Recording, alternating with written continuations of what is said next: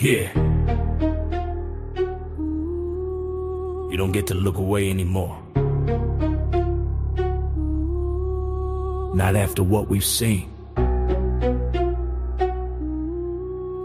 Not after what we know.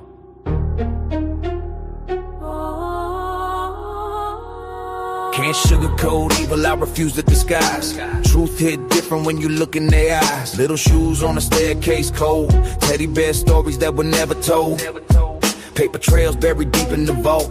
Everyone pointing fingers, not my fault. Money moves quiet, power moves slick. Smiles on TV while the system's sick. High walls, black cars, tinted glass. Closed door meetings, let the scandals pass. You say conspiracy to silence the room, but the victims ain't theories, they carry the wounds. We were distracted, divided by noise, arguing headlines, girls and boys. Meanwhile, predators leverage position, protected by status, wealth and tradition. If justice blind, who tied the cloth? Who benefits most when the truth gets lost? If power's clean, then why the fear? When sealed up pages start coming near.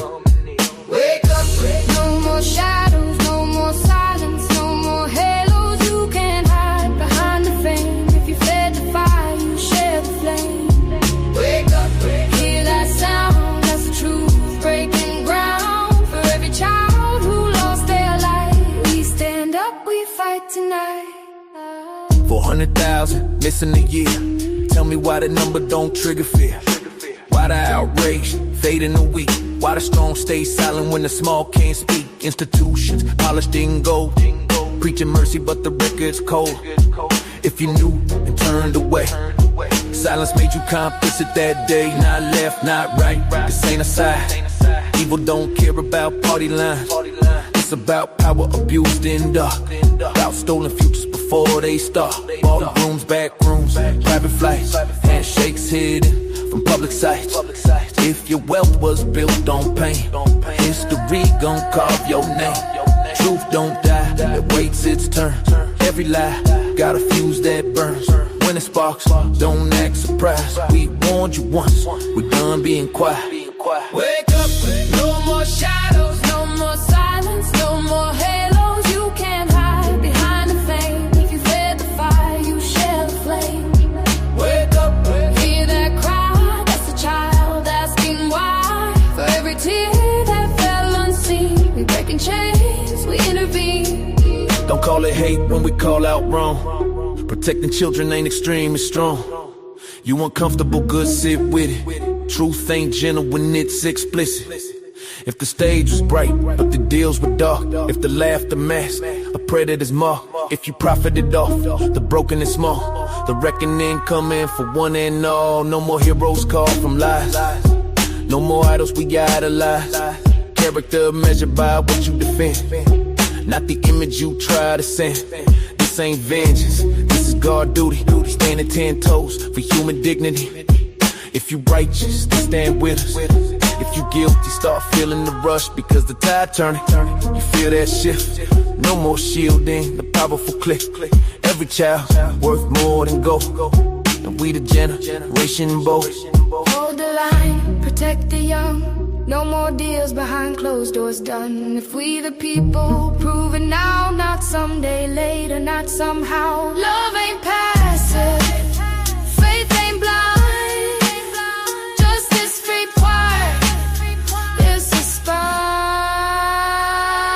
Wake up, no more shadows, no more silence, no more halos. We see through the polished lies, truth reflected in our eyes. Wake up, hear that sound, that's the system shaking down. For every child who lost their life, we stand up, we fight tonight.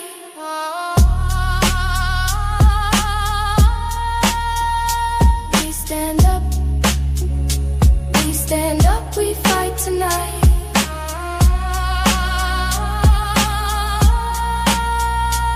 We stand up.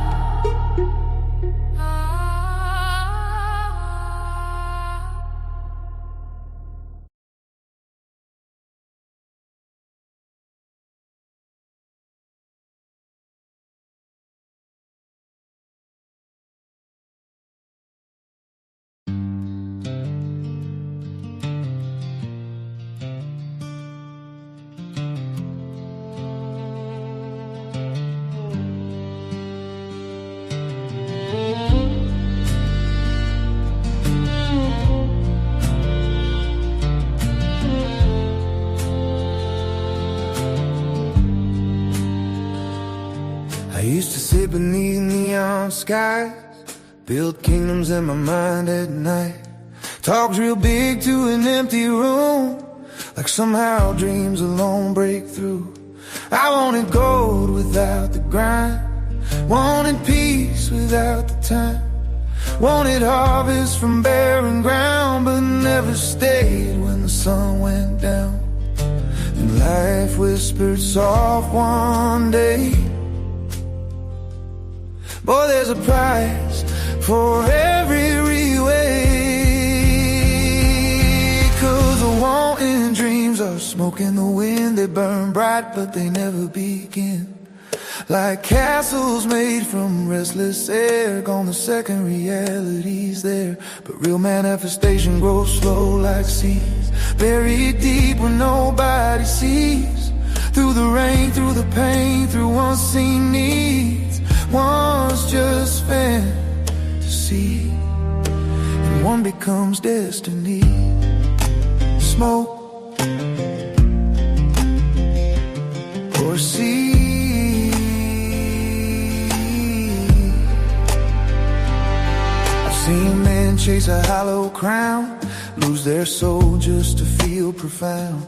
Talk about changing all mankind while their own home falls behind. And I've seen old hands split rough pine, quiet strength in their weathered eyes. No applause and no grand parade, just faithful work every single day. And somewhere between faith and scars is where we truly become who we are. 'Cause the wanting dreams are smoke in the wind. They burn bright but they never begin. Like shadows dancing on bedroom walls, beautiful but they never stand tall. But real manifestation grows slow like seeds, roots digging deep through adversity. Through the dark, through the way, through uncertainty. One fades helplessly, and one becomes reality. Smoke or seed.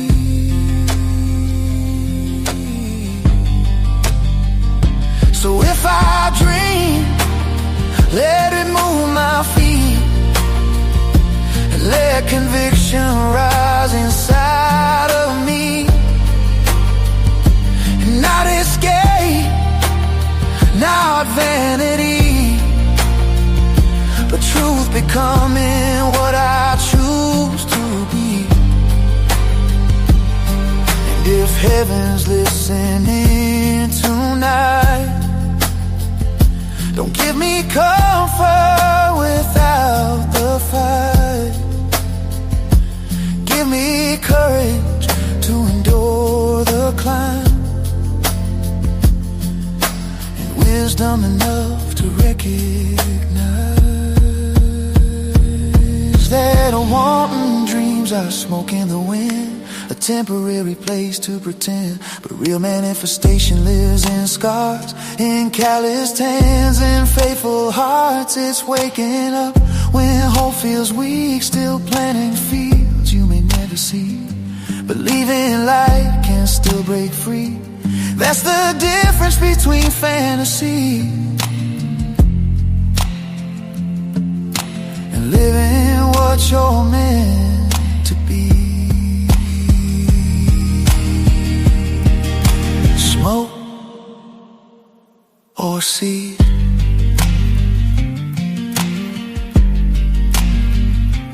Yeah, the smoke drifts away in time.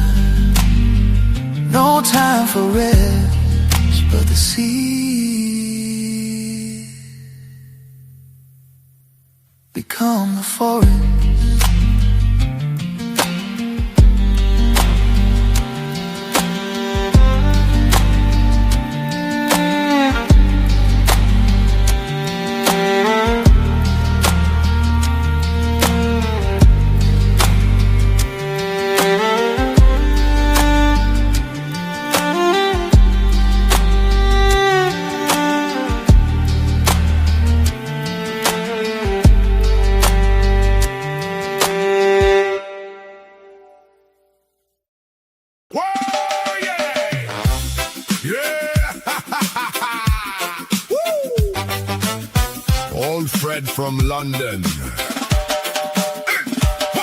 Old Fred from London heard the latest news, nearly spilled his afternoon brew.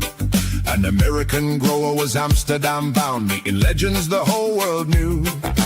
Growers from Canada, Spain and Peru, talking terps till the morning light. Fred checked his diary, scratched his head and sighed, well, that's not right.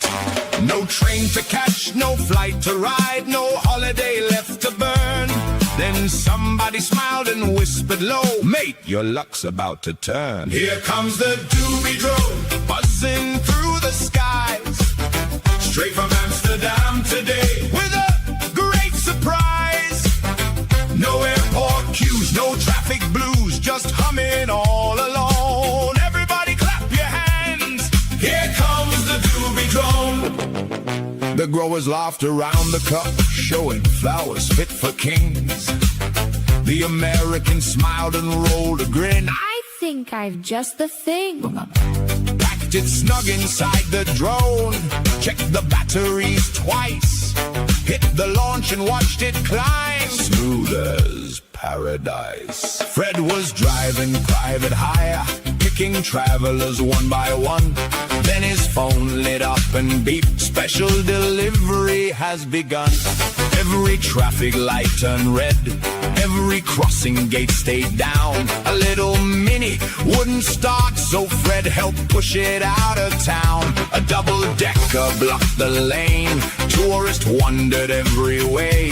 Fred just laughed and shook his head. London, not today! He turned the corner to his street just as the sun had shone. Then overhead he heard the buzz. It's the doobie drone.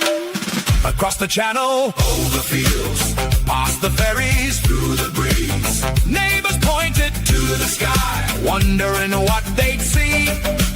Amazon? No. Royal Mail? No. It's the doobie drone. Here comes the doobie drone, saving friends with style. Flying halfway across the world just to make Fred smile. When good friends look out to friends, you're never all alone. Raise your voice and sing along. Long live the doobie drone. Bye, blimey, that's better than next day delivery.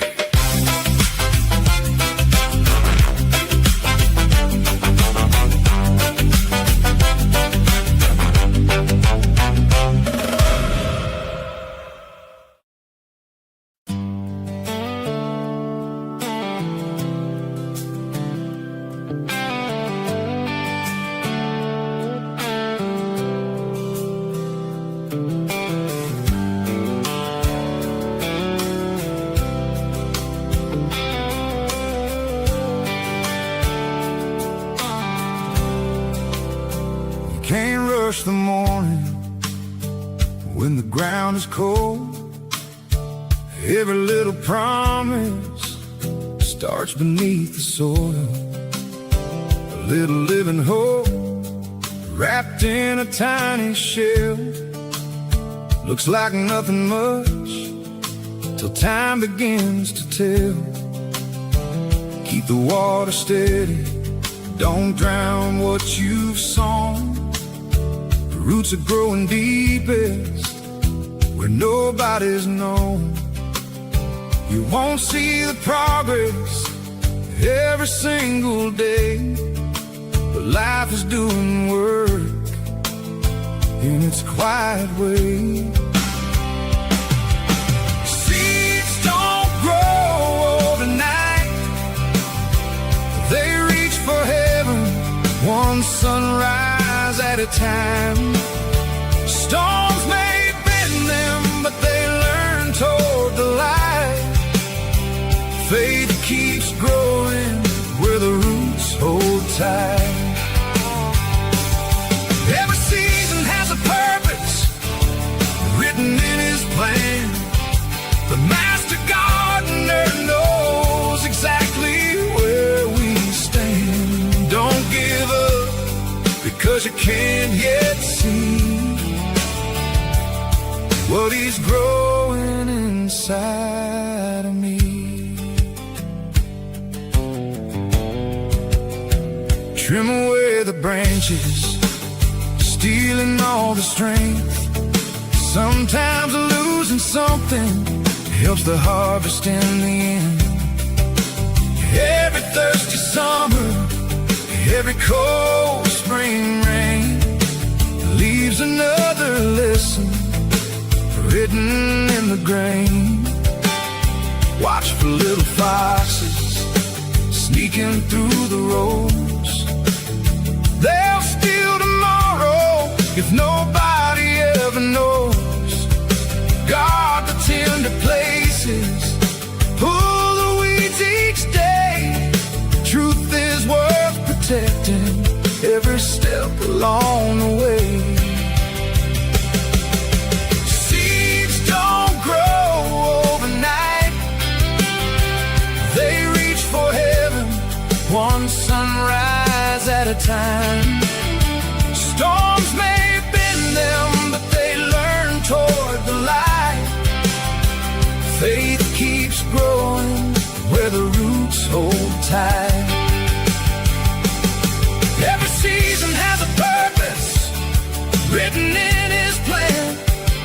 The master gardener knows exactly where we stand. Don't give up because you can't yet see what he's growing inside of me. Some are called to plant, some are called to water. Only one can breathe life into a seed. So don't measure your tomorrow by what you see today. The harvest always comes to those who choose to stay. Seeds don't grow overnight, neither does a heart learning how to trust.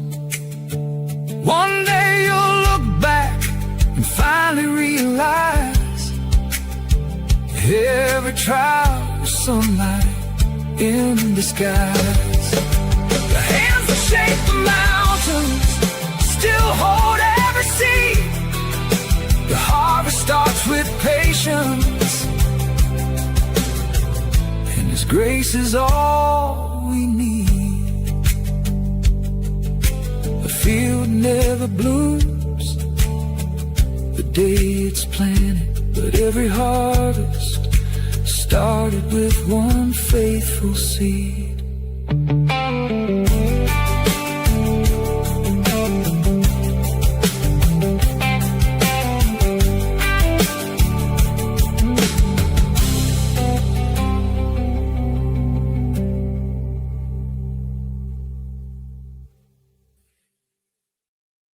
If God knew Adam and Eve would sin, why put the tree there in the first place? Because love requires a choice. God didn't create robots. He created people with the freedom to obey Him or reject Him. The tree gave that choice meaning. When Adam and Eve sinned, God wasn't caught off guard. Even before the fall, He had a plan to redeem humanity through Jesus.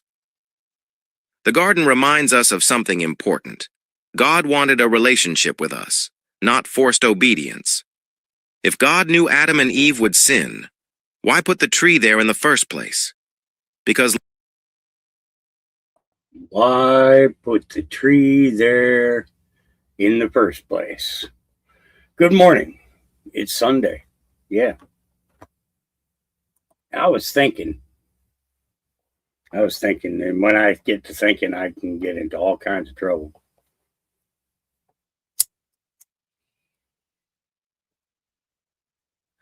I was thinking I was going to come on and do a whole bunch of news and everything else. And then I was thinking, oh, maybe I'll just trick everybody and I'll just turn on a whole bunch of music and just play a whole bunch of music throughout the day and keep everybody in chat occupied with conversation and stuff, because there's nothing wrong with a gathering. Nothing wrong with a gathering at all. So those two things have been going through my mind as to which way I was going to go with this. And it kind of still is kind of stuck there. It is. I think I'm losing my mind. It's a very good possibility. I got up this morning. I was really grumpy. I was.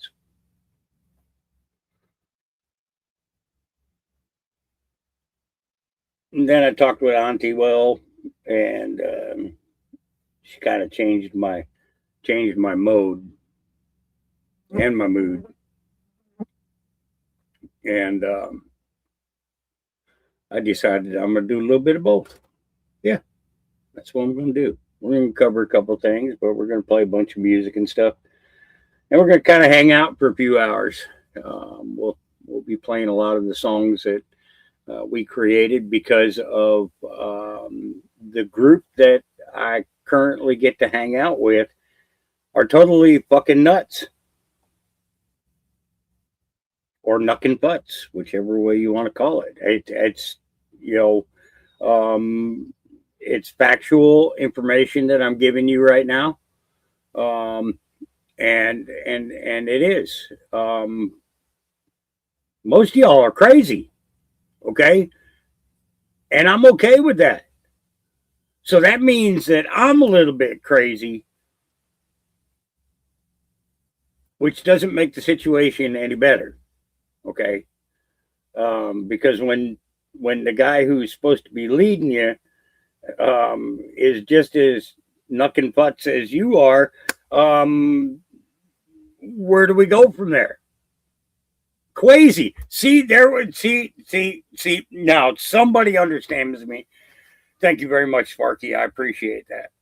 I do. I did that song for Fred last night because of the fact that he doesn't always get to be with us. And the days that we do get him here, it's really great to have him in there because, he's got the UK perspective.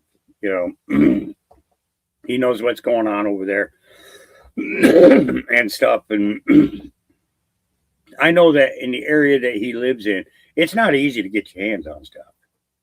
Good weed. It's not. It's not easy to do it. And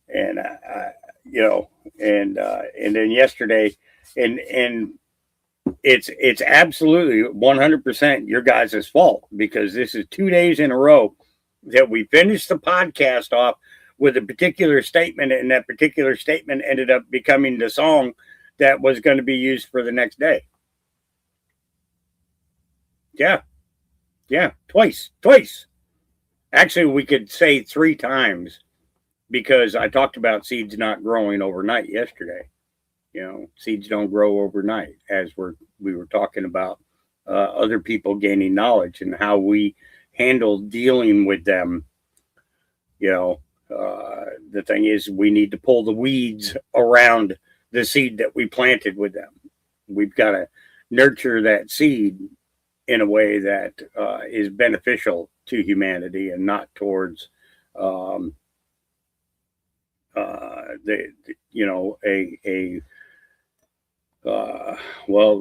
liberal mindset, and we're seeing a lot.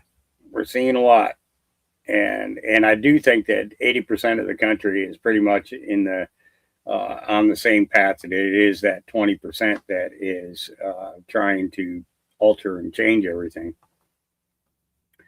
This dose of communism that's trying to be infused into our communities and everything. It just kind of brings me to the point where, I want what's best for humanity. Not, and the thing is it's not that I got anything against any other country, because I want, when I say humanity, I'm talking about all living human beings. But we do have to purge ourselves of that evil, and if we don't, this is going to be a cycle that is, like running in 10-year patterns. And I don't want the same thing cycling back in every once in a while. I want it to come to a fucking end. I want this bullshit to stop so that the American people can breathe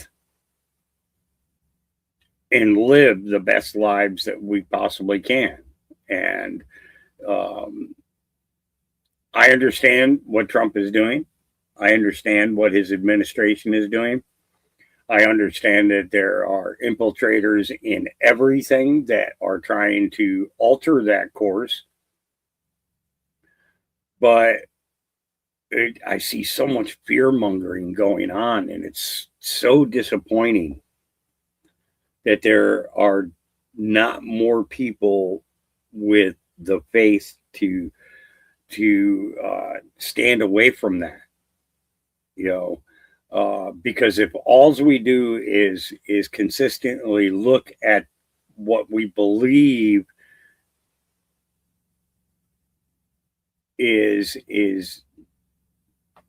this evil, and that's the only thing that we and the only perspective that we look at, then we're leading with fear. And leading with fear is not where we need to do. We need to lead with courage. We have to lead with tenacity, some chutzpah. I think that's the word for it. Chutzpah? Is that the word? And we can't do it from the back seat. Okay. I remember, being in the car with grandma and grandpa. Okay. And I'd always be stuck right in between the two of them. And you're sitting there in your seat and you're trying to be all quiet and not moving and everything else, but they get going against each other and you're in the middle of it. That's not where I want to be. I want to lead them away from that type of continuous conflict into a better understanding of each other. Now, as a kid, I never had that opportunity. If they were alive today, they'd probably be in this chat with the rest of you, nuttin' fucks. Yeah, I mean, I'm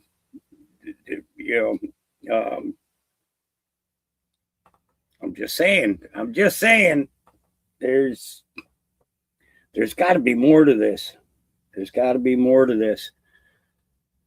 And it needs to be done in a way that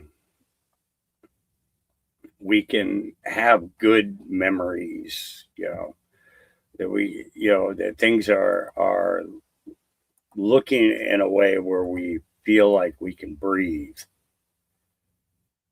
And if we don't get to that point, we're going to drive ourselves insane. Absolutely. We're already, nuts. I mean, there's no doubt in my mind to that. I admitted that at the beginning of this podcast. We're all knuckin' butts. I said it. And I meant it. Because we are. As a matter of fact, we even wrote a song about it. We did. And Indy, it's great to see you here because you're going to be inducted right now. You're going to be inducted. Yep, you're going to be inducted right now. Well, grab a cup of coffee, pull up a chair, plant another mustard seed. Let's see what grows.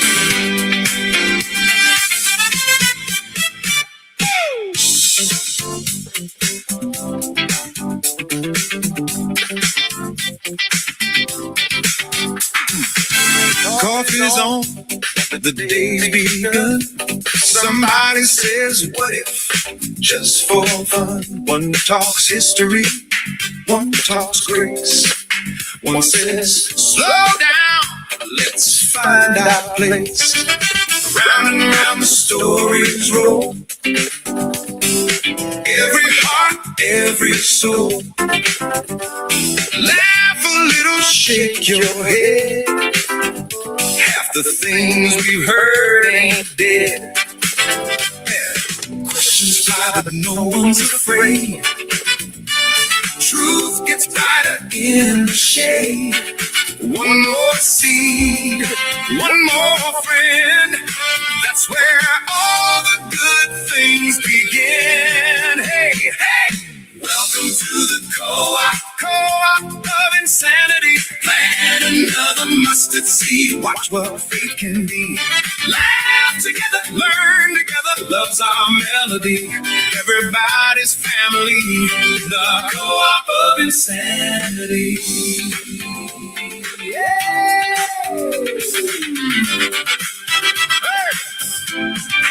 Some found hope where dreams had died. Some found peace they couldn't hide. Some found Jesus strong and true.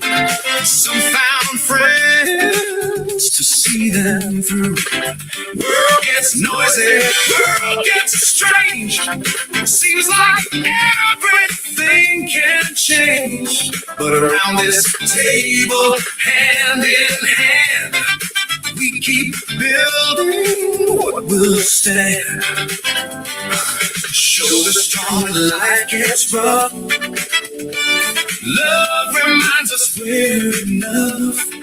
One more prayer, one more smile makes the journey worth the while. Hey, welcome to the co-op of insanity. Plant another mustard seed. Watch what faith can be. Laugh together, learn together. Love's our melody.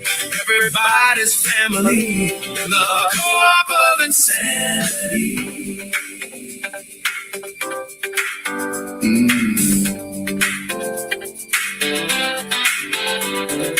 We don't have to know it all. Sometimes faith's a simple call. Lift somebody when they're low. Share the light you've come to know. Every answer starts with one. Another day beneath the sun. Truth may stretch us, make us see. That's how hearts are set free.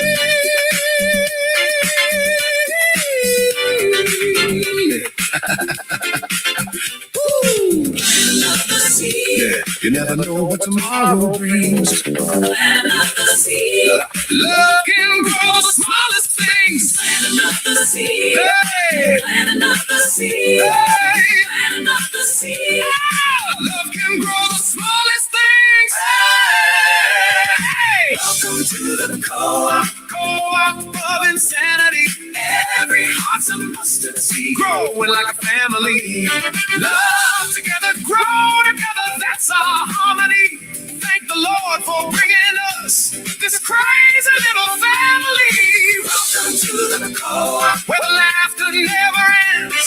Welcome to the co-op where strangers all become friends. One more story, one more smile, one more melody. Welcome to the co-op of insanity. Keep planting those mustard seeds. We'll set you a chair.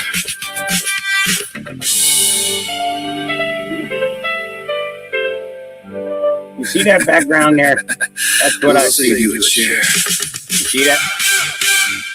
You see that background there?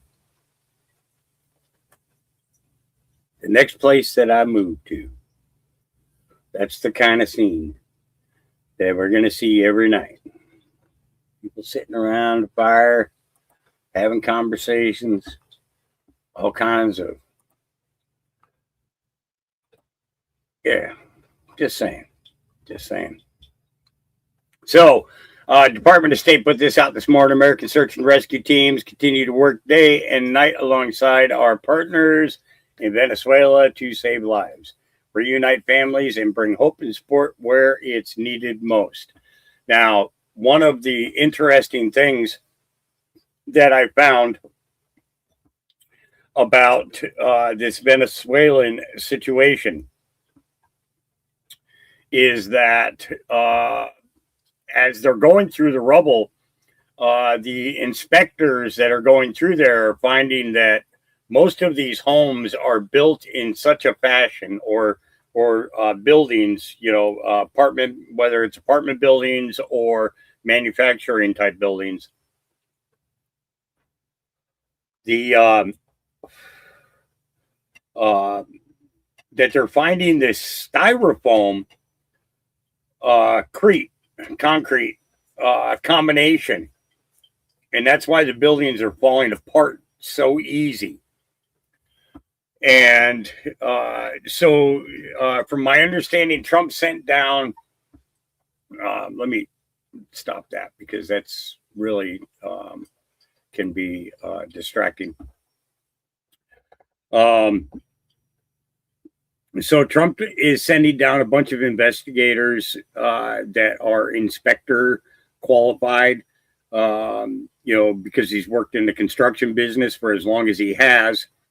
And he's going to, check into exactly what's going on with the buildings down there and give them ideas on what they can do in regards to rebuilding, to make sure that the buildings that they build will last a lifetime, or a few lifetimes, and stuff. And I think that that's pretty cool. That Trump got a hold of that builders organization and sent them down there, got them State Department clearance and everything, so that they can go in, actually, have people stay down there to help them as they're rebuilding, as they're going through rubble, clearing sites, things like that, so that when they do rebuild, that these things will in fact last, and won't be shaken so easily. It was a very extensive amount of damage that was done, no, the builder in chief, we constantly have to remind ourselves of where this guy came from. He didn't just come from The Apprentice. He came from building businesses, financing businesses, advising businesses, as well as the construction industry, and then the entertainment industry. And when we look at all these things, we have to understand a man with many hats is capable of overseeing many things, whereas people who are mega focused on one thing are centralizing their thinking on that one thing. And so somebody with a clear conscience of the things that build the system around maintaining structural are seen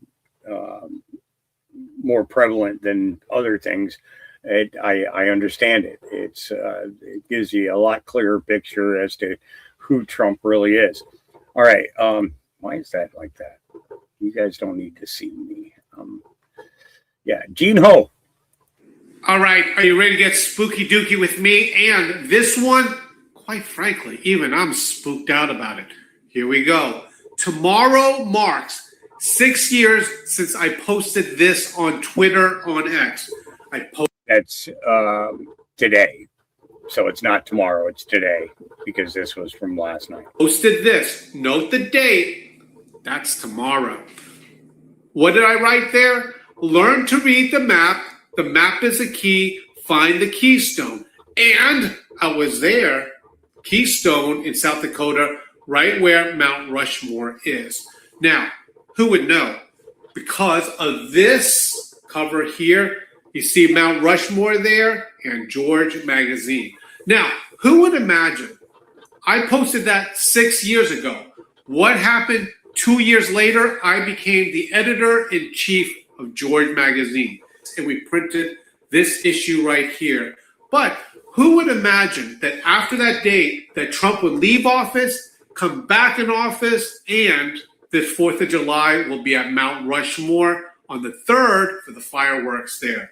Now, the thing is, we, George Magazine at georgemagazine.com, published this book. It talks all about Donald Trump and my pictures earlier. And by the way, when I was there at South Dakota, I was there taking pictures officially with the campaign with Donald Trump Jr. So I was there, and I'll show you that picture. I know some of you saw it. It's right here in the publication. But I'll also show you one of my favorite pictures here. I'll show you here, because these are the photos that I took of Donald Trump when I was his campaign photographer. One of my favorites. Look at that. Not many people get to see that, but you get to see that. And also, remember the Trump dance? Who knew? He did that long ago before anyone thought it was a thing. Anyway, check it out. Go to georgemagazine.com. Go get this America's 250th and understand that it is limited edition to only 1776 issues. This is number one.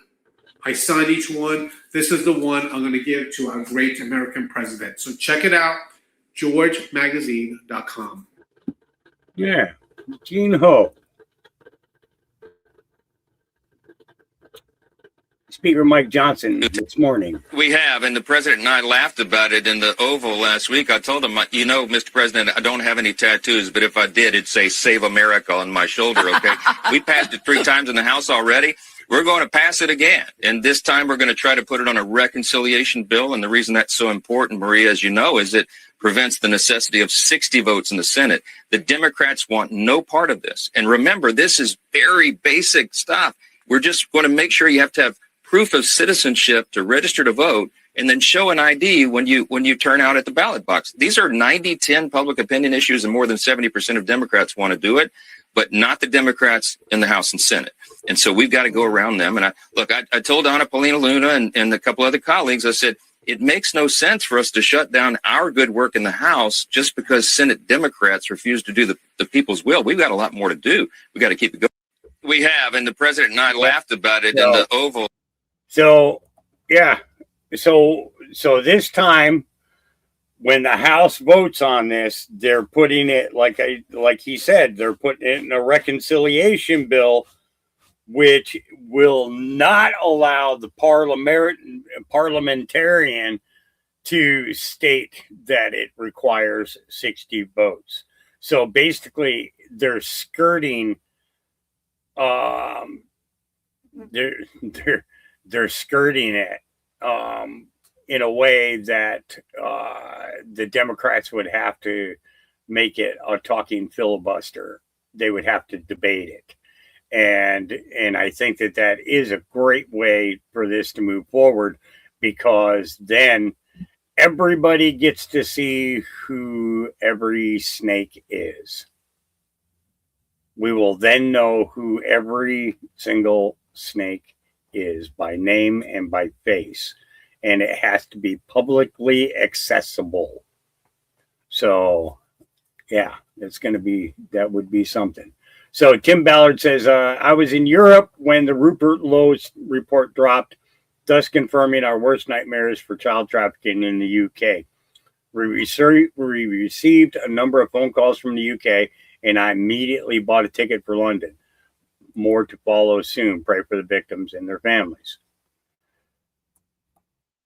We have been in Amsterdam. We're here right now working on the legislation out of Hidden War, and this report from the UK comes out. You guys seen this report? Read the 219-page report. For 2 decades, over 250,000 girls targeted because they're white girls by Islamic radicals, okay, systematically groomed, raped, trafficked, forced conversions to Islam. Guys, I'm heading over to, I got the report yesterday. I'm here at the train station. I'm heading over to the UK as quick as I can. I got a bunch of people I'm going to meet with. All right, I'm on the train now to London to go under the channel on this train. I'm reading this report in my seat, and it is nauseating. I mean, I've read reports for 20 years like this. This is beyond anything I've ever read. When I get to the UK, I'll do a more thorough analysis of what we're looking at here.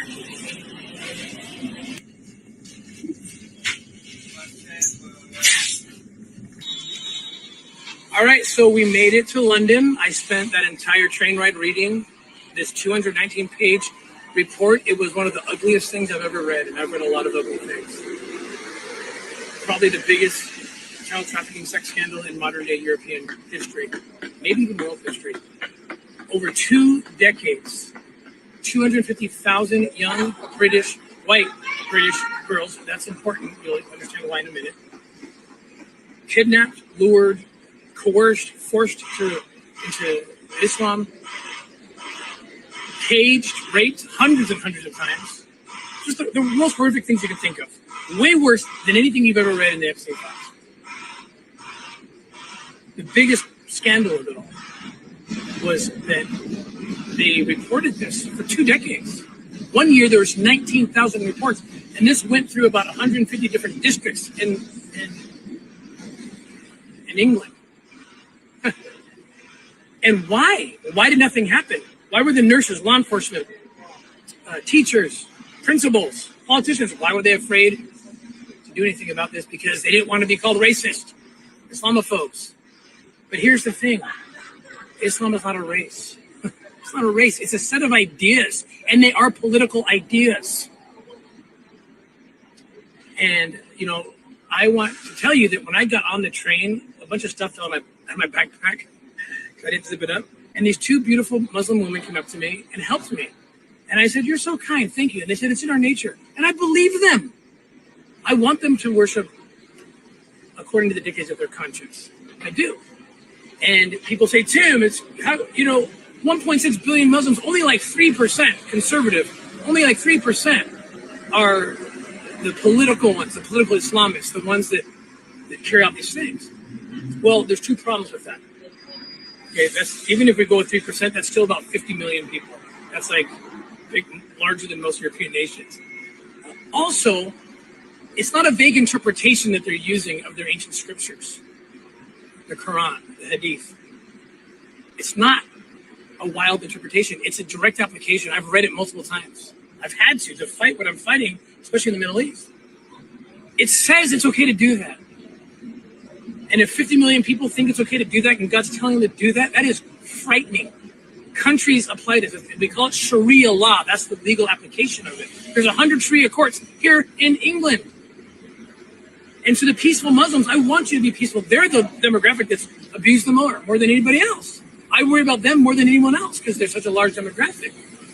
And once the caliphate is formed, once Sharia law gets full foothold and it's close here, it's in Austria and other European countries, it's in the United States, they're trying to get in the United States. Once that happens, what happens to those peaceful Muslims? Are they going to stand up and say, "Stop"? When the switch is flipped, are they going to say stop? They're not going to be able to if they want to. Even if they want to protect their Christian, Jewish, and other neighbors. If they tried to, they would be killed. If they go up against the caliphate, the Sharia, they get hurt. If they leave their religion, they can be killed. That's going on in many countries. So understand the history. There's a history also. It's not just the Quran says it and it's a direct application to do these things. It's and including child brides. Why are there child brides in Afghanistan and all through the Middle East? Because the Prophet Muhammad married Aisha at 9 years old. He got her at 7, but he waited 2 years to consummate. This is their history. I'm not interpreting anything. And so that's why at 9 years old, you can start consummating. Okay, you can start raping babies. It's in their books.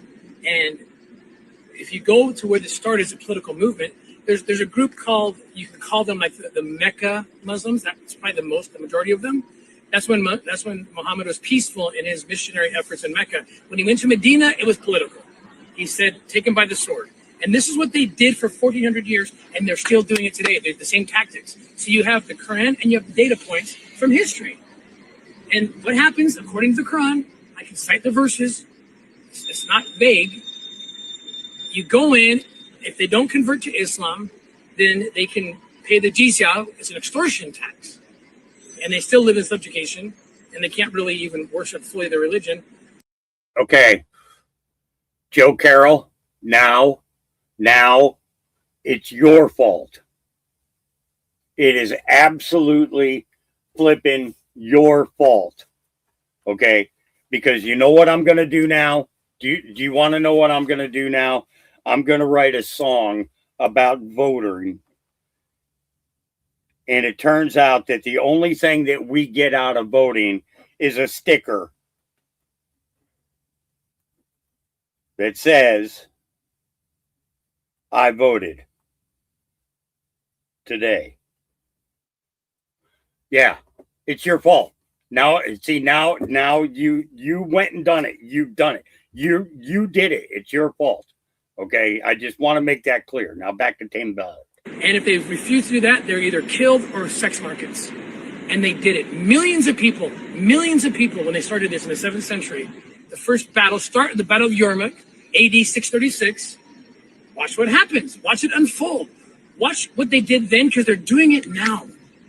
Nothing's changed. Okay, now there's 50 million of them at least doing it. And when the 50 million get Sharia everywhere, the others, I don't see anything but that they're going to follow suit. They're going to be scared not to. And they're going to be everywhere. And they're going to be forced. Now, I'm not saying that in all cases. I've worked with Muslims who actually rescued Christians and Yazidis. We would call it the Mecca Muslims.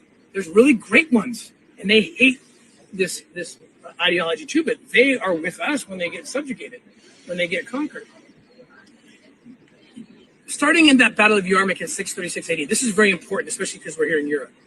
They went in and they just took out all the Christians and applied those rules, created the sex markets. This is millions of people that will someday testify before the judgment bar of God about this. This is real. This happened. Egypt was Christian. Syria was Christian. Most of the Mediterranean was Christian. Northern Africa was Christian. They were Christian. They would have been the West today. 66% of the known Christian world in the 7th century disappeared. 66%. If America hadn't come along and proliferated Christianity, it might not have survived. And that's what they did. They subjugated and they forced them to, exactly what they did to these 250,000 girls, they did to millions of people. That should concern us because we have the data points. Now, here's the key why this is significant where we're standing right now in London. Because they tried to get here back then, during the medieval times, they tried to get here. And they took Spain. For like 600 years, they took Spain. And it was horrifying. They applied all those things, sex slave markets galore. People lie when they say it was a peaceful time of Andalusia. It was not. They pushed them out because of people like Queen Isabella and Peter Martel. They pushed them out. They're trying to get into France. They pushed them out and they won. They weren't as successful in Eurasia. They took all those Christian lands. The beautiful Christian city of Constantinople was conquered eventually by the Ottoman Empire. They became Istanbul. And they were finally stopped. World War I actually stopped them. They kept trying to get in. And they have never stopped trying to get in. Understand this. Muhammad told them to take all the Christian lands. And they're trying to, so they realize they can't do it militarily, so they do it through soft infiltration. What they're doing here. They just come in, and all of a sudden, because everyone's so weak and soft, and the Crusader spirit is gone, they let them in. And then they cover up for them. This is not okay. Now Sharia is everywhere, and there's no consequence, and kids and women are sitting ducks. So the goal has never changed for 1,400 years. The scripture hasn't changed for 1,400 years, and it's not going to change. Oh, but Tim, you say Christians and Jews do so horrible things. Yes, they do. I've arrested many of them too. But there's about 100 million miles of daylight between those acts by those Christians who profess to be Christians and the Bible. The Bible doesn't have that problem. It tells you not to do those things in no uncertain terms. Better than a millstone hanging about your neck if you do those things. Suffer little children, for such are the kingdom of God. That's what that says. So I'm sorry, the fact that the scripture is condoning it and encouraging it, and that they're actually doing it, and they have been doing it for this long, that should be a concern. It's not a racist issue. It's nothing to do with race. It has to do with an ideology, a dumpster fire of the most horrific ideas I've ever read in one book. And the application has caused millions of deaths, millions of sex slaves, and it's happening again. We've got to rise up, guys. We have to be honest. And the reason they call you an Islamophobe, you cowards who won't do anything for these kids, the reason they call you Islamophobe is because they can't beat you in the argument I just gave you. They know they can't beat you. They know it's in their text. I've watched them try to justify. They can't even justify because they won't disavow their texts that say that Muhammad was married at 9, so we can all marry at 9, 9-year-old girls. And so they say Islamophobe. I don't want to talk about it. Islamophobe. That's not cool. That's not okay.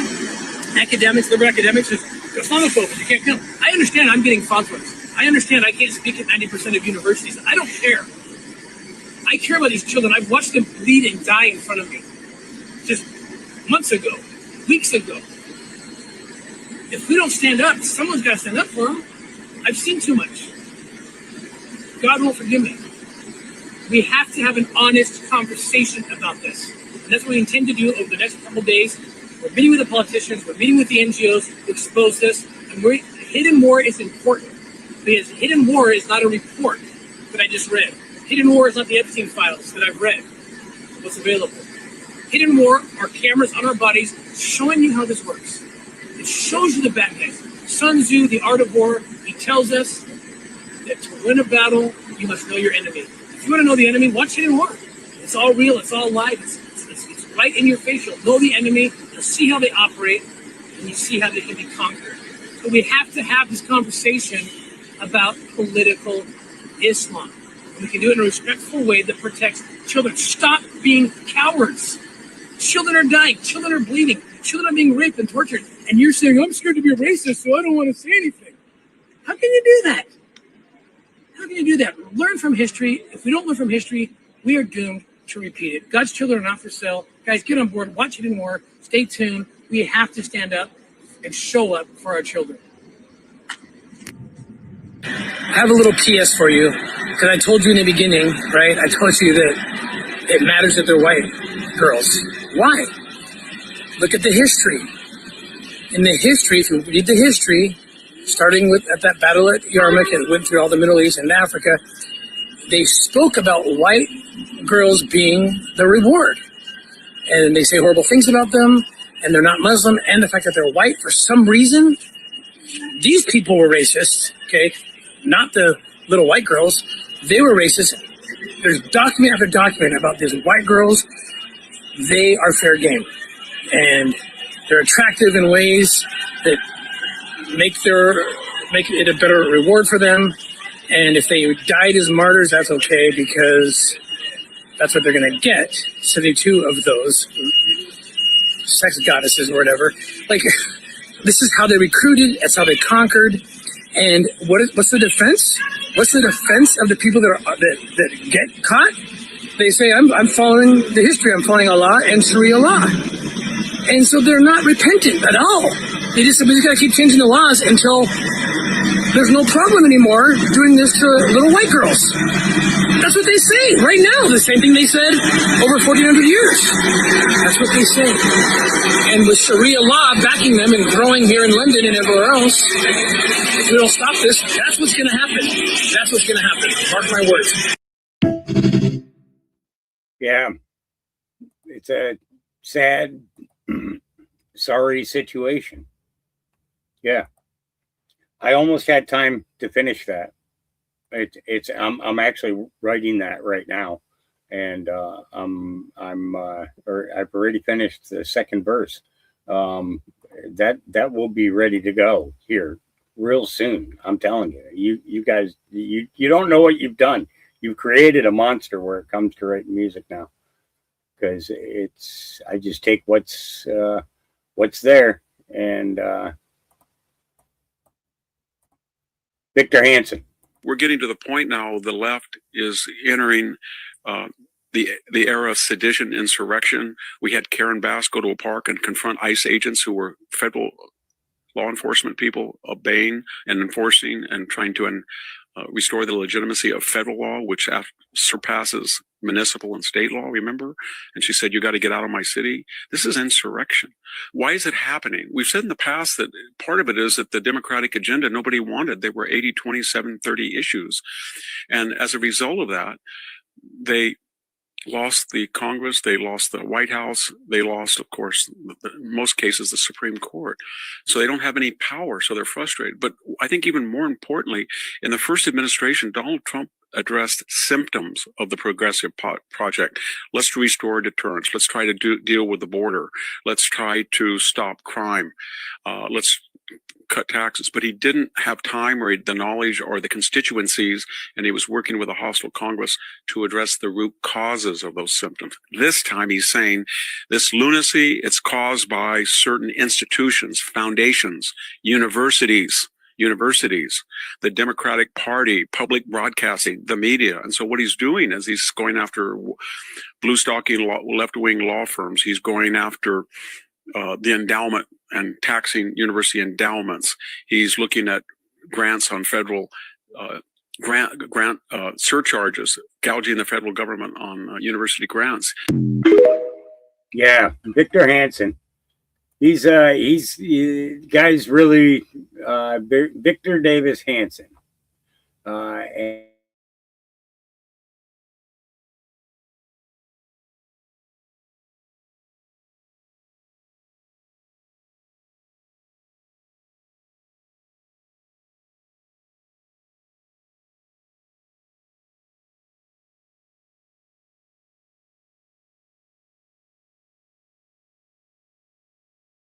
And stuff is going on. Why can't I access or move any?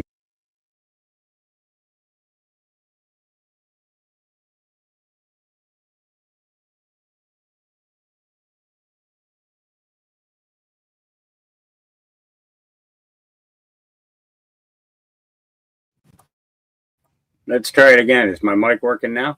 Yeah. All right. So yeah, all I got for voting was a sticker. Yeah, it's not my fault. It's your fault. Here we go.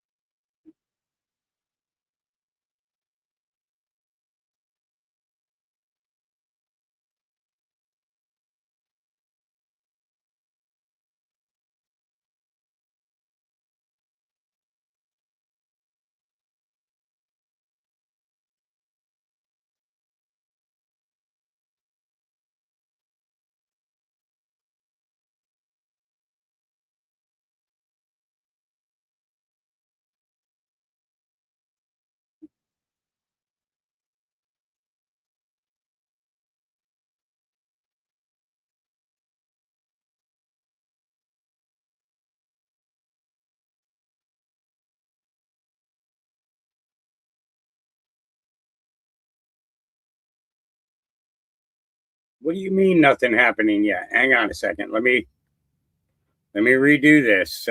Something happened here, huh? Hang on.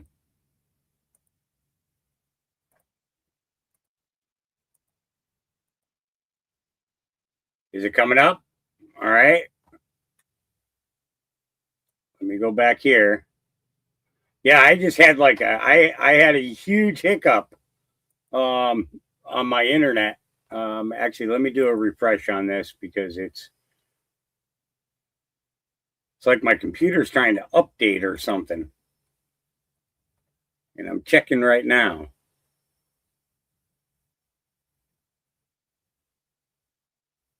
Is it? Okay, it says, all right. No sound. Well, I'm not playing yet. Hang on. I'm going to play it right now. Let's see.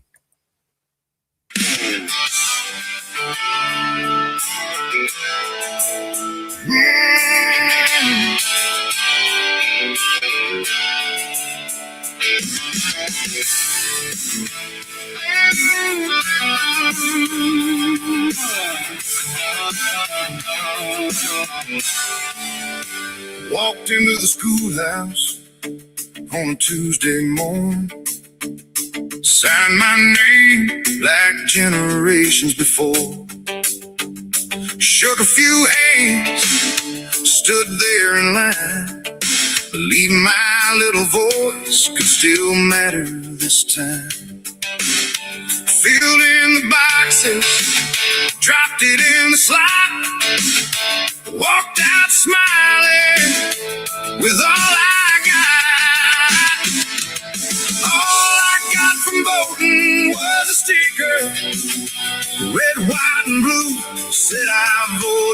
today. They promised Main Street would get a little bigger, but somehow the money found another way. All I got from voting was a sticker. The road still broke, the bill still came. I'm still hoping somebody remembers they're supposed to work for us, not just know our names. Campaign buses rolling through the county fair. Big handshakes, cameras everywhere. Talking about tomorrow, talking about change. Funny how the promises all sound the same. Election's over, the signs come down, but the folks back home are still hanging around. It's not about the left, it's not about the right. It's about remembering who you're working for each night. A public office is a public trust. If you forget the people, you don't forget us. All I got from voting was a sticker, but I haven't given up just yet. Because democracy isn't one Tuesday morning, it's every promise we never should forget.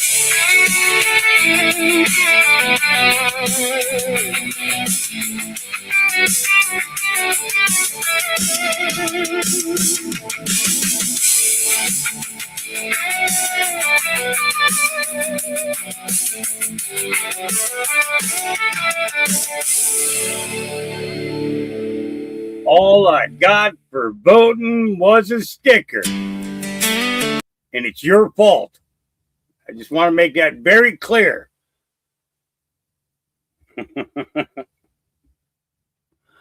All right. Let's keep moving along. Iraqi former oil official arrested. Iraqi news previously reported their currency is facing revaluation. Stronger. Pappy Trumpo posted a meme of himself as king walking in front of Capitol Hill in DC, getting bombed, in my opinion, means dirty politicians are going down. You already know what time it is. All right. So this was the headline from Channel 8. Following confessions by former oil official Adnan El Jumali, Deputy Minister of Oil, was named and subsequently arrested during Tuesday's sweeping anti-corruption raids. I'm sorry, it's just a little bit easier than trying to say their names, but it really went down. And I have it on. Where is it? Where is it? So here we go. Iraqi special forces rushing a complex in Baghdad's Green Zone, which is adjacent to the U.S. Embassy where the politicians and the families live. So this is in the adjacent buildings, not in there. But yeah, the Iraqi special forces went in and arrest politicians loyal to Iran. So with this coming out in regards to news-wise,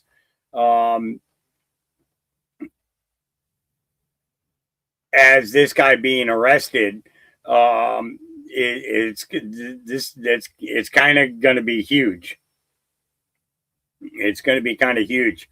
And at the same time and this is the Iraqis doing this, but it's led by a multi-government organization that has been looking into this and has seen that basically there's been a huge manipulation in the currency there, and we're probably, I have a feeling we're about to see the revaluation of the dinar come along, which would be great for some people and not so great for others. But yeah. And then Mark Wade Mullins was with Jake Tapper. Jake just doesn't look happy anymore. Remember, his face used to be really cheerful. Now it's and not so much. We'll help you get back to your country. We'll actually give you a plane ticket plus roughly $2,100 to help you reestablish when you get there. But temporary protective status, according to the courts and in its name itself, is not permanent status. We'll help you get back to your country. So that order came down from the Supreme Court that that temporary protective status was exactly that. And that's where it goes. So this happened in front of Delaney holding facility for ICE. They decided to burn the American flag.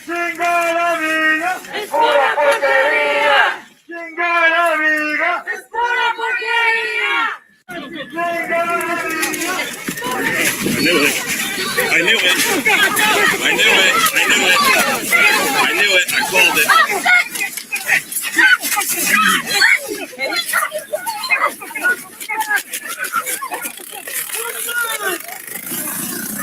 Watch your eyes. Watch your eyes. I have a motherfucking mask break.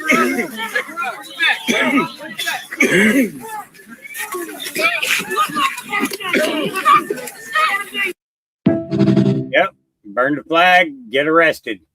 So my understanding is that they were actually charged with the desecration of the United States flag, and that was per an executive order that was passed, and a bill that went through protecting the flag. There are proper ways of disposal of the American flag.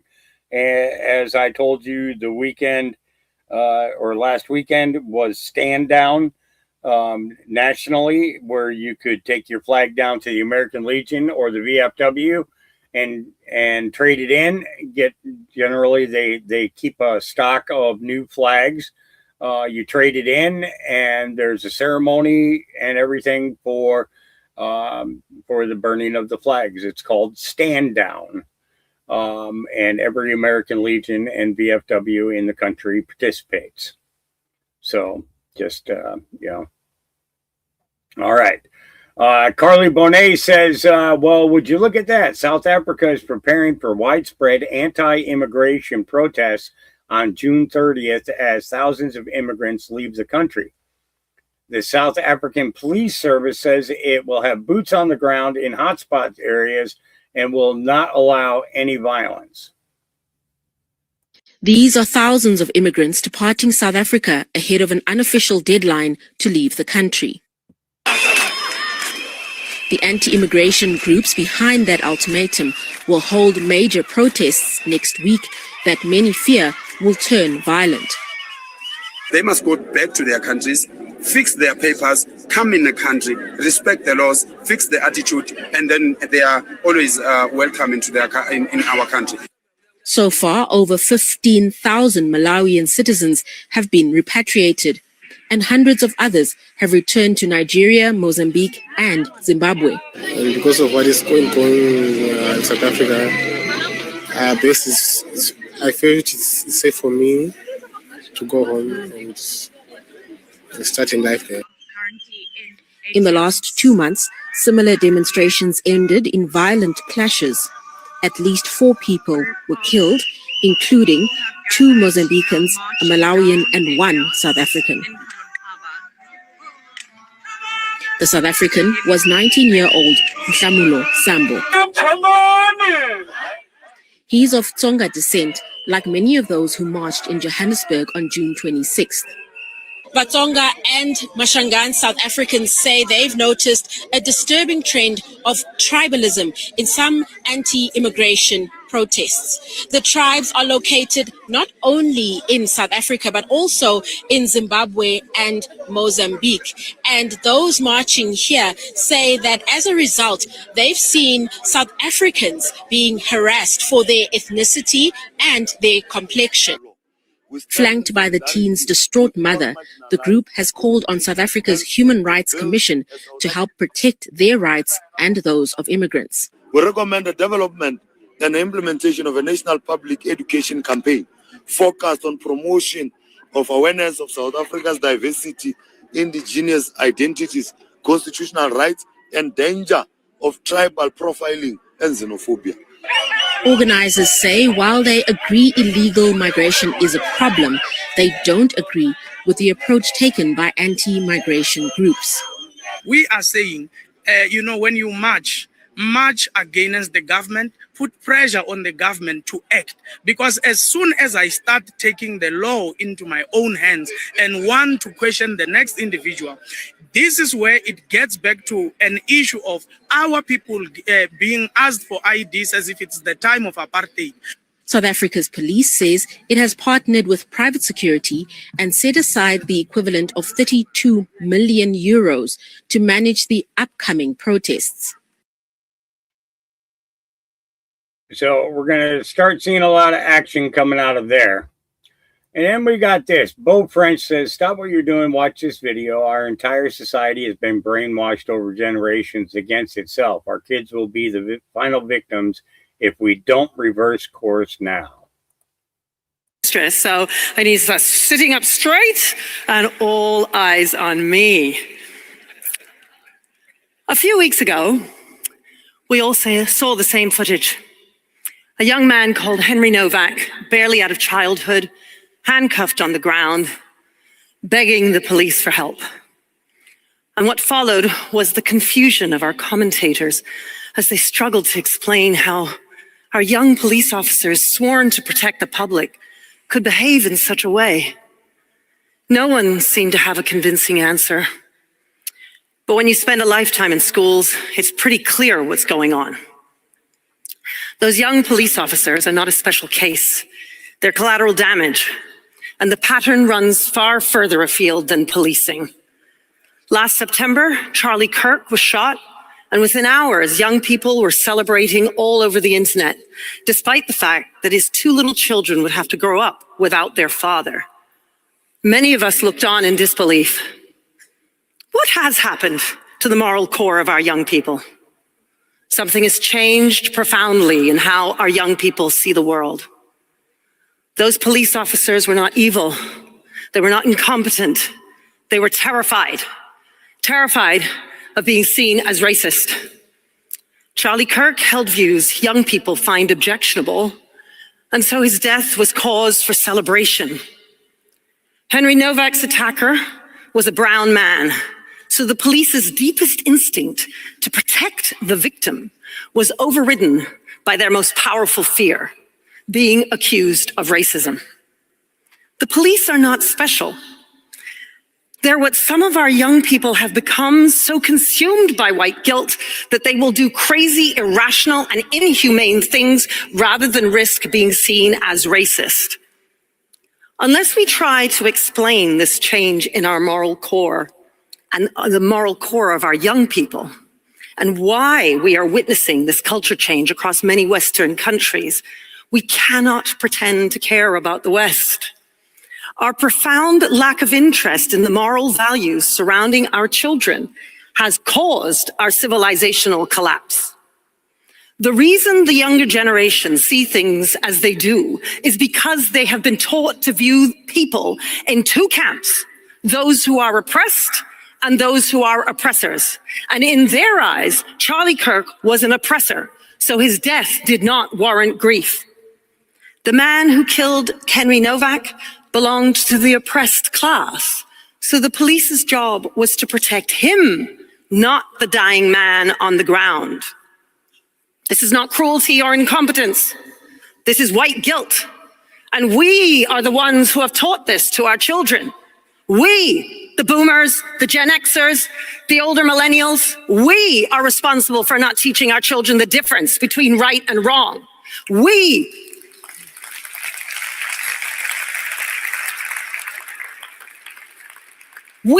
are the ones who immersed our children in a culture of victimhood, which is at odds with the culture of personal responsibility we all grew up in, a culture we very stupidly taken for granted. As little as 40 or 50 years ago, the bedrock of traditional small c conservative values that built the West were commonplace in our schools and in our general culture. One of my teachers at my school always tells me about his grandfather, a man who, no matter how ill he was, never missed a single day at work, yet always had time to teach his grandson how to be a better version of himself. No quiet quitting for him. When he retired after 50 years with the same company, he was so proud of his company letter thanking him for his service that he gave it to his grandson. Once upon a time, we all knew that traditional values gave us a chance at a meaningful life. All the grandmothers knew it, all the pastors knew it, even the teachers knew it. So why don't our young people know it now? We boomers, Gen Xers, and older millennials think school is just about teaching algebra.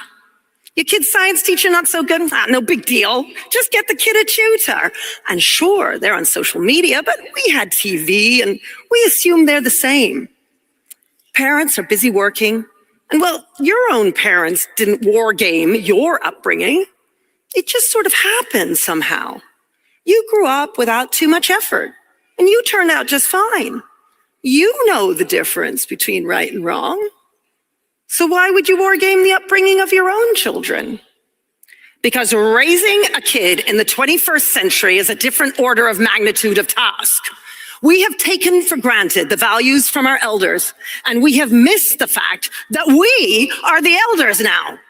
The only reason the Sex and the City liberalism of the 1990s was fine was because we were anchored by the small c conservatism of our parents and our grandparents. Do you ever wonder why Gen Z behaves so differently in the workplace?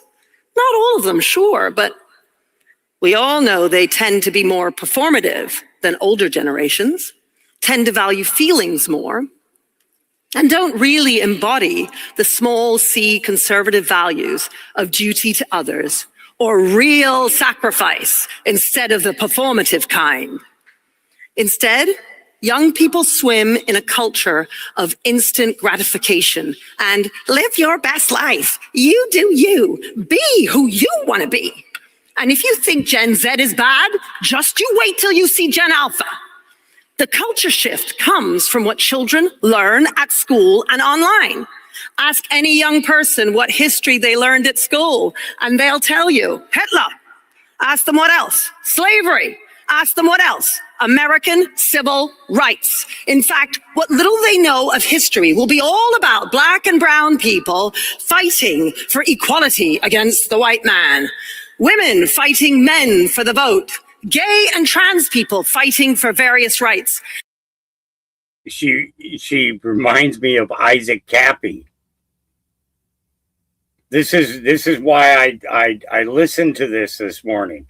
She reminds me of Isaac Cappy.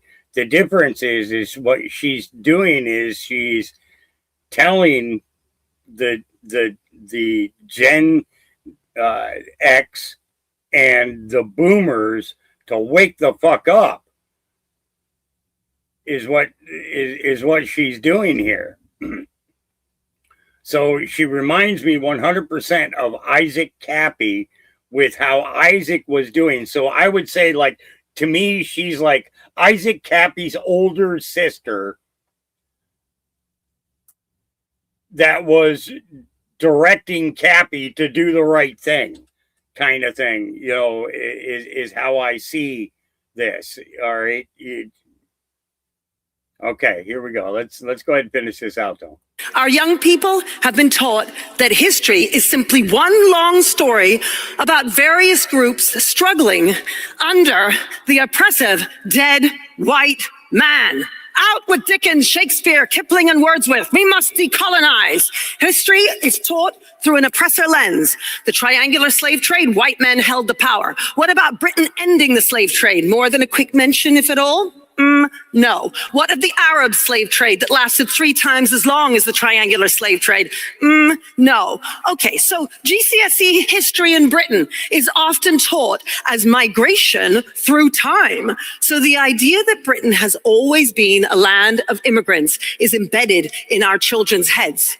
Most schools would prefer to concentrate learning about the tiny number of Black people who existed in Tudor England over a thorough analysis of England's break from Rome.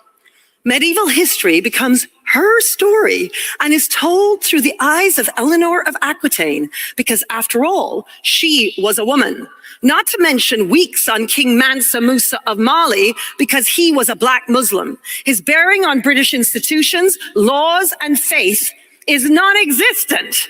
And the fact that he is said to have been the richest man in history, thanks in part to his massive slave-owning society, is a detail somehow that teachers rarely ever teach. But it isn't just our schools. It's our general culture too. Take your kids to a museum or an art gallery in any Western country, and you'll find the same narrative. As an example, when learning about aviation in London's Science Museum and the extraordinary feat that is man making massive machines move in the sky, a write-up on the wall explains that women and Black people were historically barred from aviation schools and the military. Similarly, James Watt, the man who invented the steam engine and is considered the founder of the Industrial Revolution, has a write-up on the wall explaining that his early career involved slave trafficking with a bonus analysis of the whole of Britain's complicity in the slave trade. They flatten the entire human story and all of its complexities into the narrative of oppressor and oppressed, leaving young people unable to see the world in any other terms.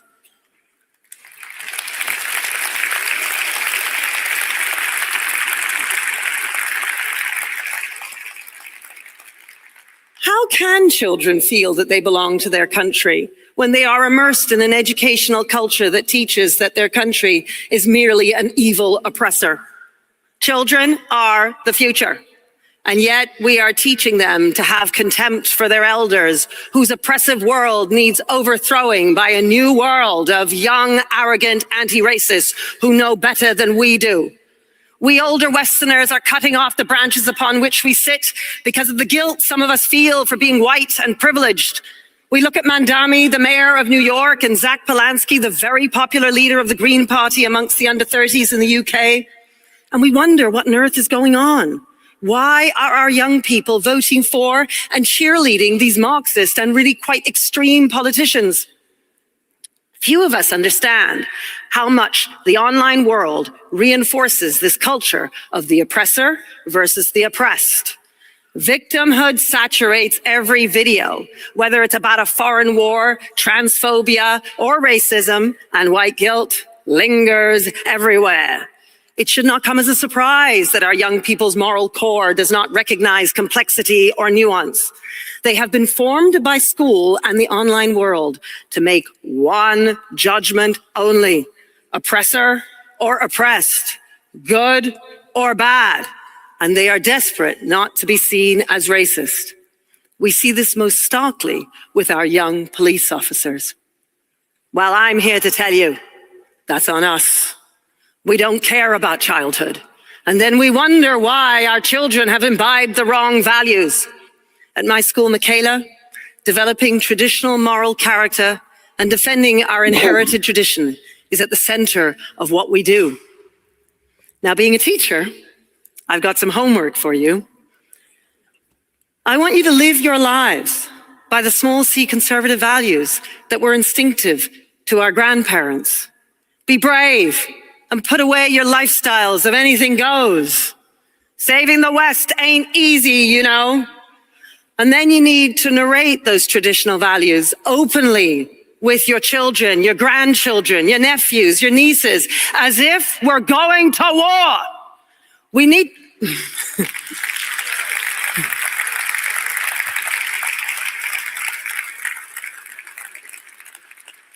We need to inoculate our children against the seductive ideas of victimhood and hold them to account so that they can see that they are morally responsible beings with agency, whatever their race, whatever their religion.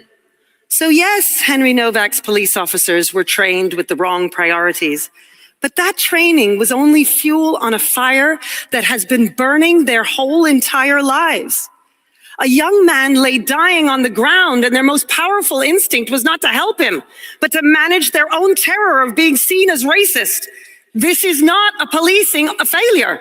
This is a civilizational failure, and it belongs to us because of what we have done and are doing to our children.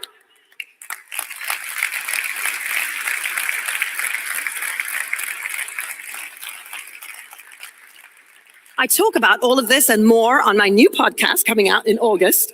And it's called Strictly Education for parents, for teachers out there, and you can find me on YouTube. We all need to be brave enough to teach children a sense of duty and service, love of country, gratitude over entitlement, hard work over laziness, forgiveness over vengeance. And our children will reject the oppressor and oppressed narrative instinctively. They will know in their hearts that dignity comes through owning one's moral agency, through being responsible and sacrificing for the betterment of the whole. Schools matter.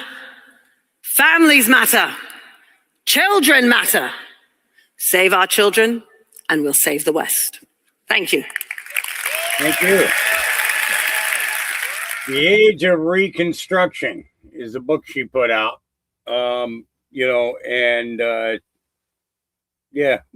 found an online copy of it. I started a little bit of it, but I want to get through the Ingersoll Lockwood first and go from there.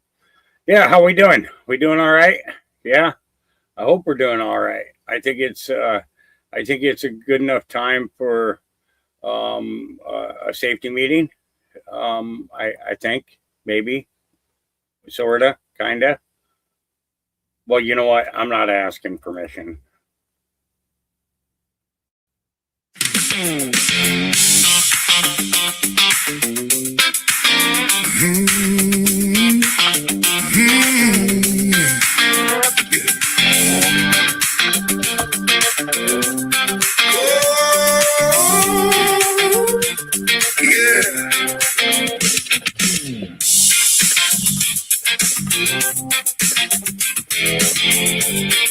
Get your bows, your bombs, your joints. Let's go. Sun's peeking over the mountain line. Coffee's hot and I'm feeling fine. Walking through rows that are grown with care. Sweet little flowers, perfume there. 8 years tilling this patch of green. Medicine's the way I've always seen. No hurry, no race, no nose at parade. Just another good day that Bubba made. Slow your roll, take a breath. Life ain't always gotta run at full speed. Bubba sets the tone today. Everything just melts away. Coffee, sunshine, cedar trees, mountain air and easy breeze. Smiling while I'm walking around. Got my feet up on the ground. If life gets loud, I simply say, Bubba sets the tone today. Bubba sets the tone today. Hey. These ain't trophies sitting on a shelf. This is medicine to help myself. Tiny crystals, orange hairs. Nature put a little kindness there. One good flower can change the pace. Put a smile right back on your face. It ain't about escaping where I've been. It's about feeling whole again. no worries down. Turn the music up, see the spell, fill your cup. Sometimes healing looks a whole lot like a peaceful afternoon. Bubba sets the tone today, chasing heavy thoughts away. Fields are green and skies are blue. Simple things will see you through. No big speech and no campaign, just a little sunshine after rain. From the porch you'll hear me say, Bubba sets the tone today. Bubba sets the tone today.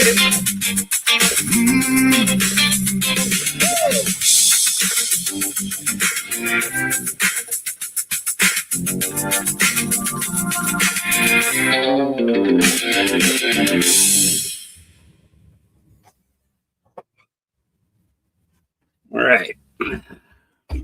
Where were we? We were, we were over here. CD in Oregon was forced to permanently remove its flock cameras. Yep. The audit, let's see. After an audit was found that federal agencies had access to the system.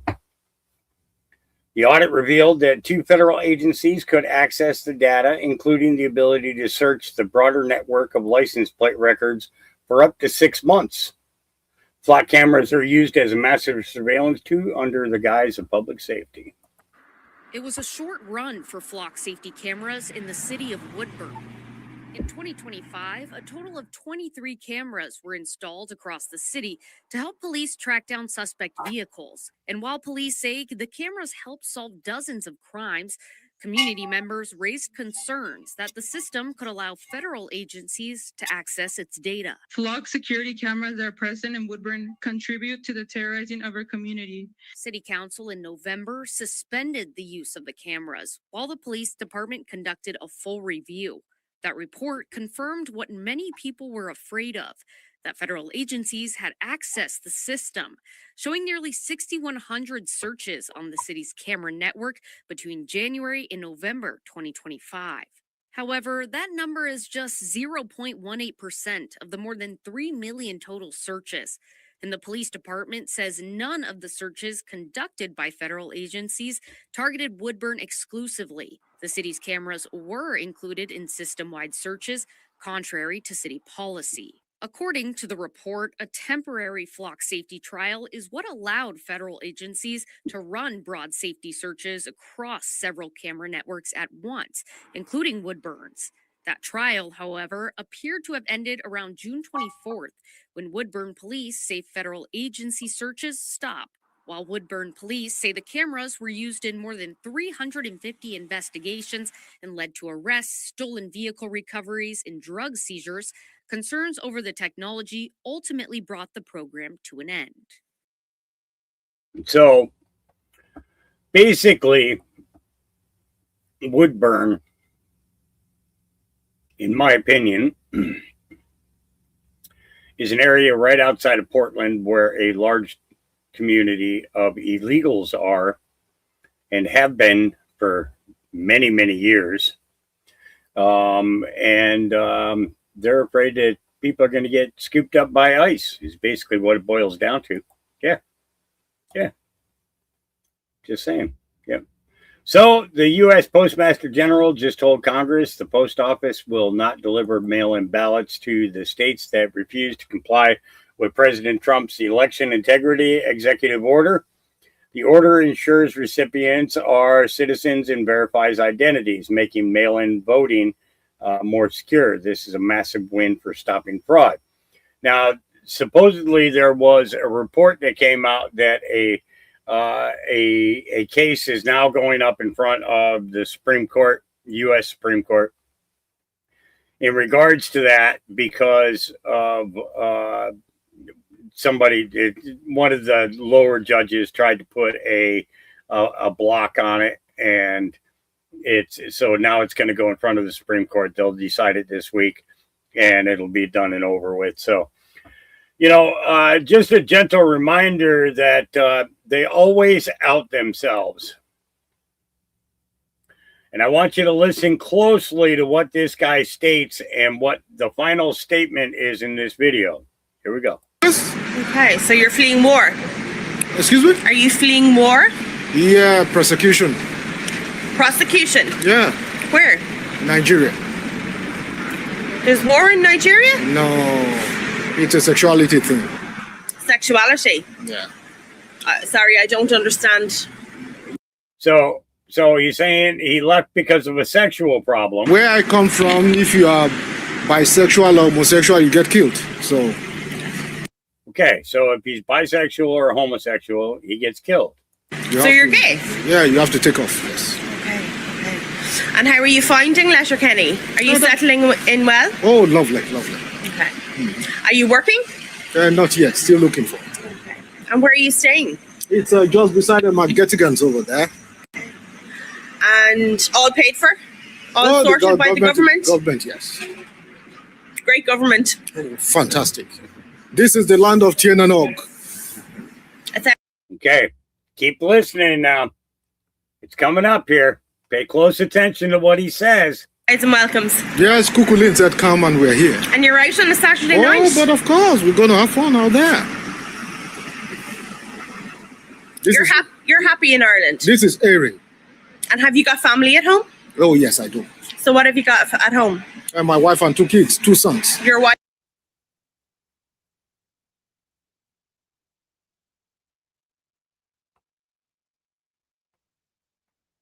Say what? He's in Ireland because he's gay. But he wasn't gay enough to make 2 babies before leaving home. I'm not saying it. He said it. Hang on here. I'm going to play it again. Listen closely to what he says. Happy in Ireland? This is airing. And have you got family at home? Oh, yes, I do. So what have you got at home? Oh, it's a sexuality thing. Sexuality? Yeah. Sorry, I don't understand. Where I come from, if you are bisexual or homosexual, you get killed. So you're gay? Yeah, you have to take off, yes. Okay. And how are you finding Letterkenny? Are you settling in well? Oh, lovely, lovely. Okay. Are you working? Not yet, still looking for it. Okay. And where are you staying? It's just beside the Margetigans over there. And all paid for? All sorted by the government? Government, yes. Great government. Oh, fantastic. This is the land of Tien and Og. 1,000 welcomes. Yes, Kukulin said come and we're here. And you're out on a Saturday night? Oh, but of course, we're going to have fun out there. You're happy in Ireland? This is airing. And have you got family at home? Oh, yes, I do. So what have you got at home? And my wife and 2 kids, 2 sons. Your wife?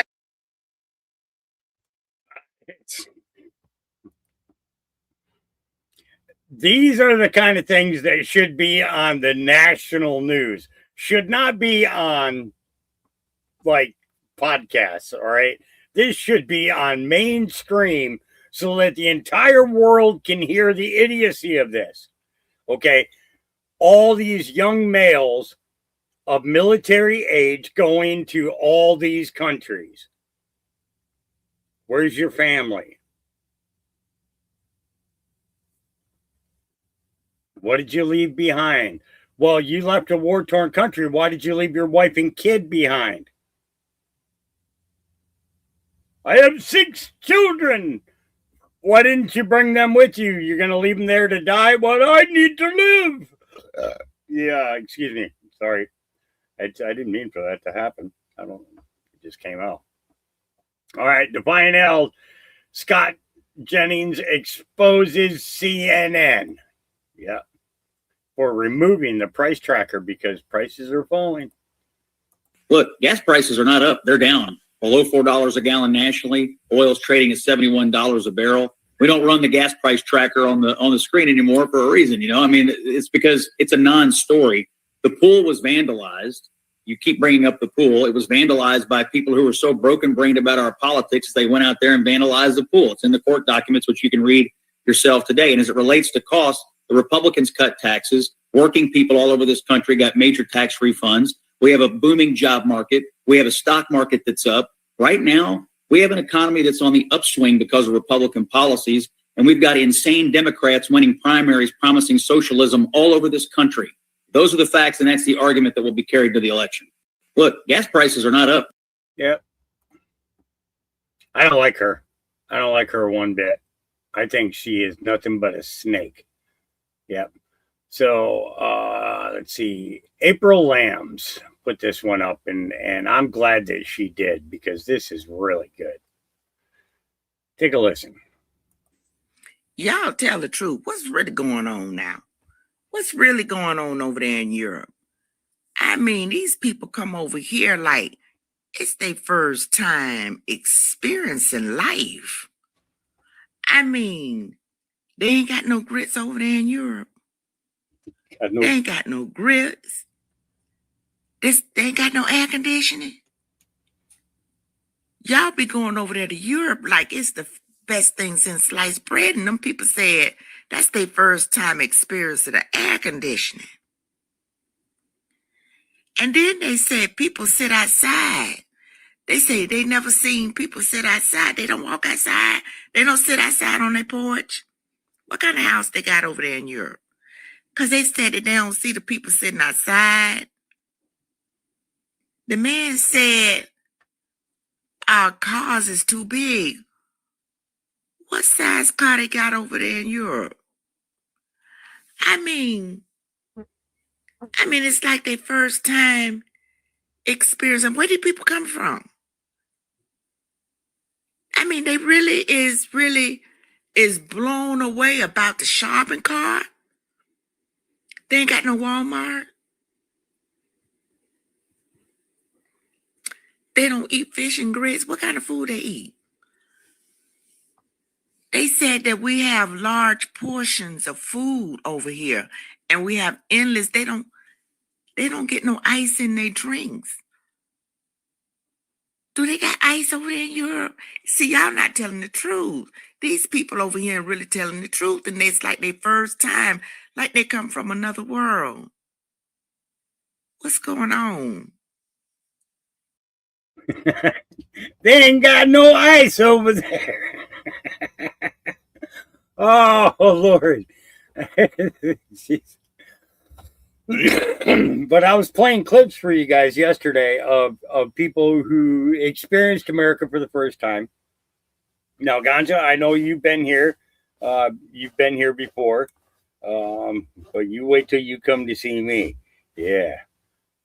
You ain't been here before.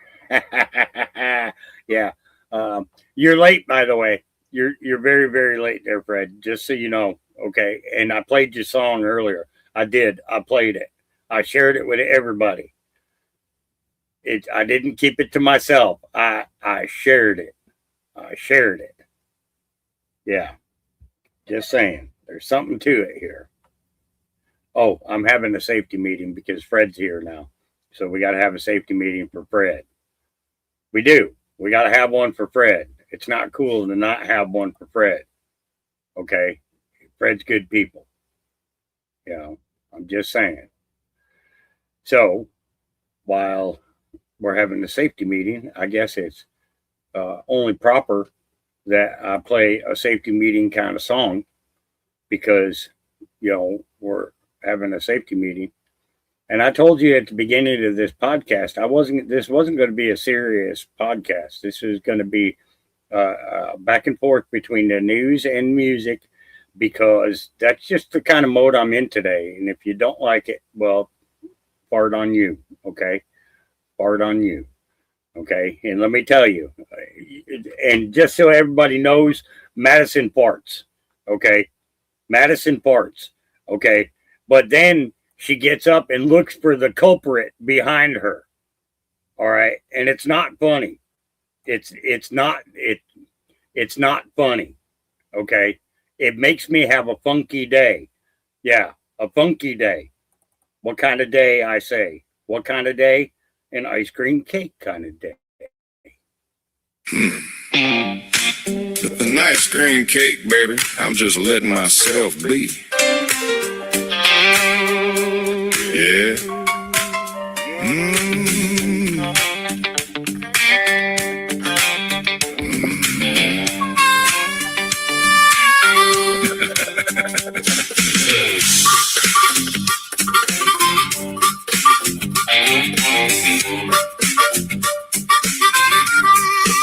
Well, the day's been heavy, I'm not gonna lie. Too many thoughts rolling through my mind. So I grabbed my pipe, took a look around, and told all my worries, y'all can settle down. I ain't running, I ain't hiding, I just need a little room. Sometimes peace shows up quietly and chases out the gloom. There ain't no emergency, ain't no race. Sometimes you just need a little bit of space. It's an ice cream cake kind of day. Let the heavy drift away. Take a breath, take it slow. Ain't nowhere I gotta go. The world's gonna spin with or without me. I'm just gonna sit right here and let myself be. People ask me, smoke profit, what's the plan? I say, brother, I'm just one old man. Read a little scripture, watch the clouds roll by. Thank the Lord above for another sunrise. I ain't looking for all the answers. I ain't chasing what's out of reach. Sometimes the quiet says a whole lot more than words can never teach. It's an ice cream cake kind of day. Let the heavy drift away. Take a breath, take it slow. Ain't nowhere I gotta go. The world's gonna spin with or without me. I'm just gonna sit it right here and let myself be.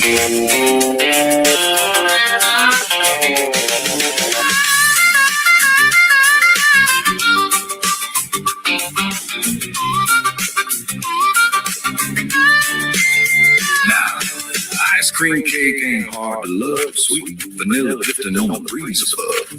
I ain't trying to disappear. I'm just putting my words in another gear.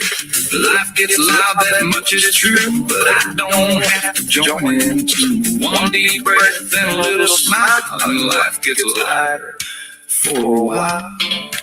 No, sir, I ain't escaping. I ain't hiding from a thing. I'm just slowing down enough to hear the evening sing. The birds still chirp, the wind still blows. Funny how peace shows up when you let life go. It's an ice cream cake kind of day. Sweet vanilla drifting my way. Take a breath, take it slow. Ain't nowhere I gotta go. An old Marine with a grateful smile, just enjoying this a little while. The world can hurry if it wants to race. I'm gonna stay right here in my happy place. It's an ice cream cake kind of day. Yeah, that's better. Coffee's warm, the sky's looking good, and today's a whole lot lighter than it was an hour ago. That'll do just fine. That'll do just fine.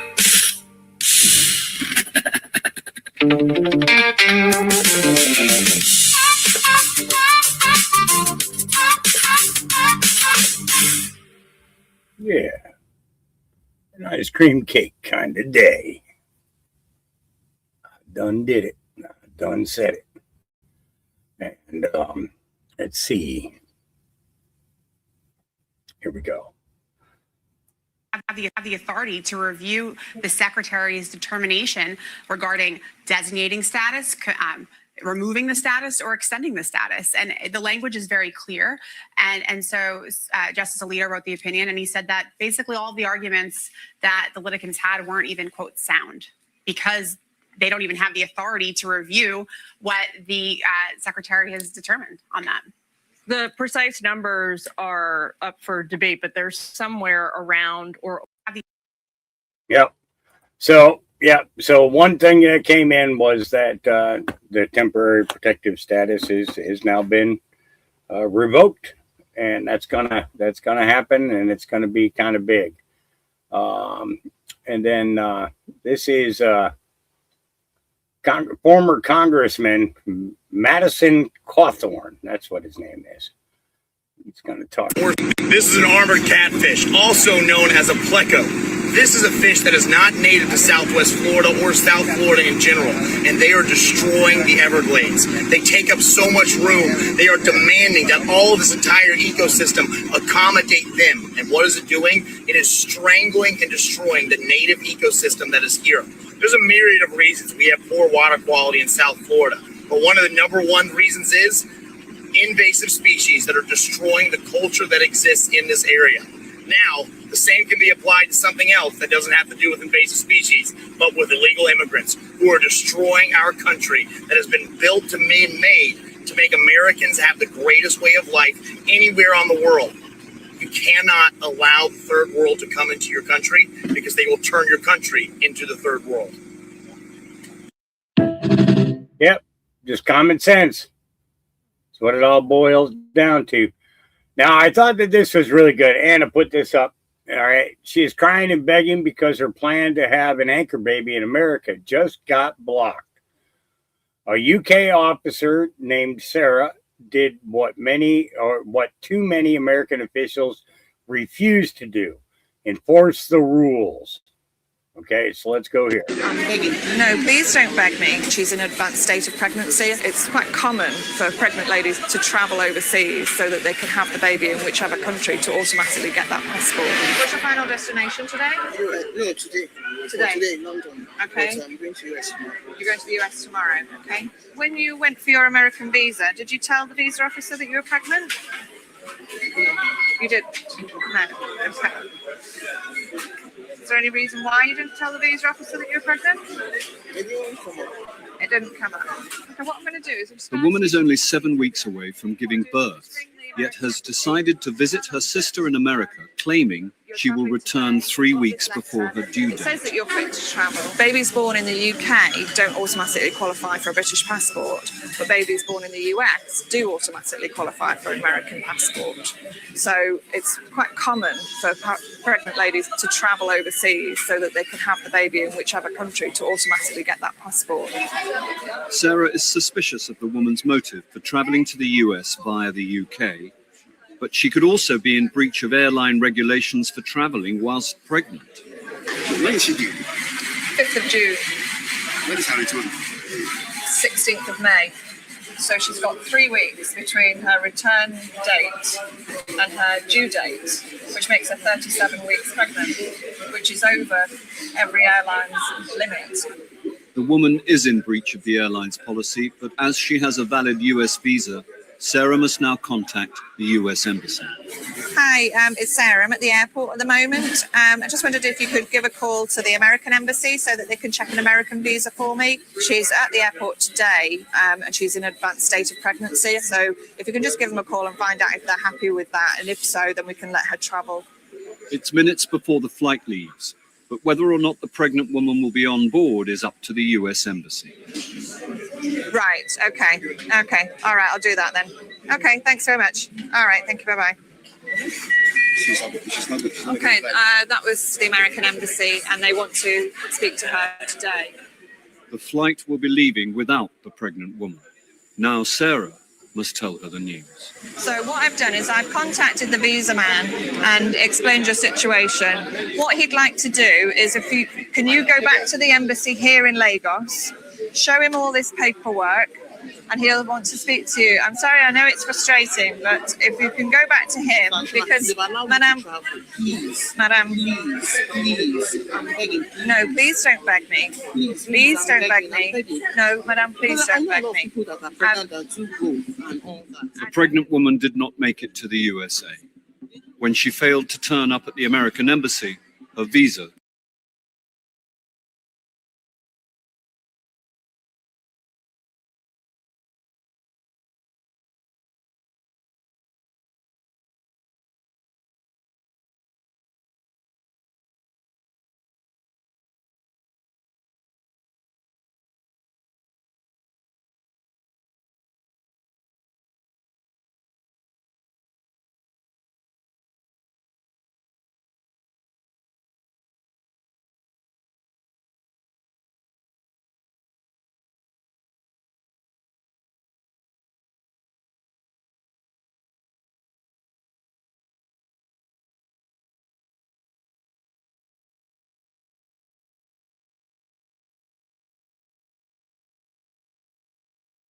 How close are you to getting that? Well, we have a coalition for them, but they should have been up here a long time ago.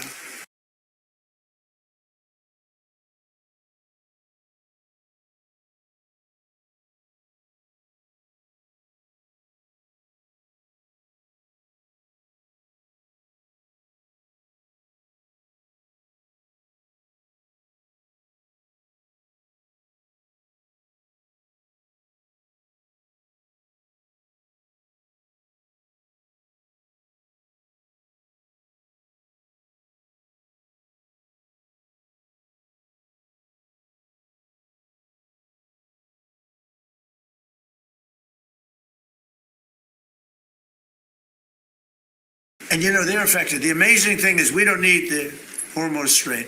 We don't need it. We don't need it at all. We have so much oil.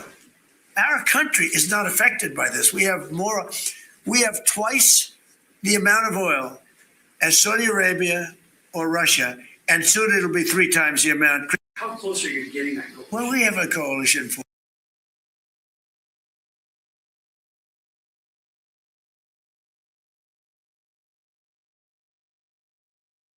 information provided to DHS.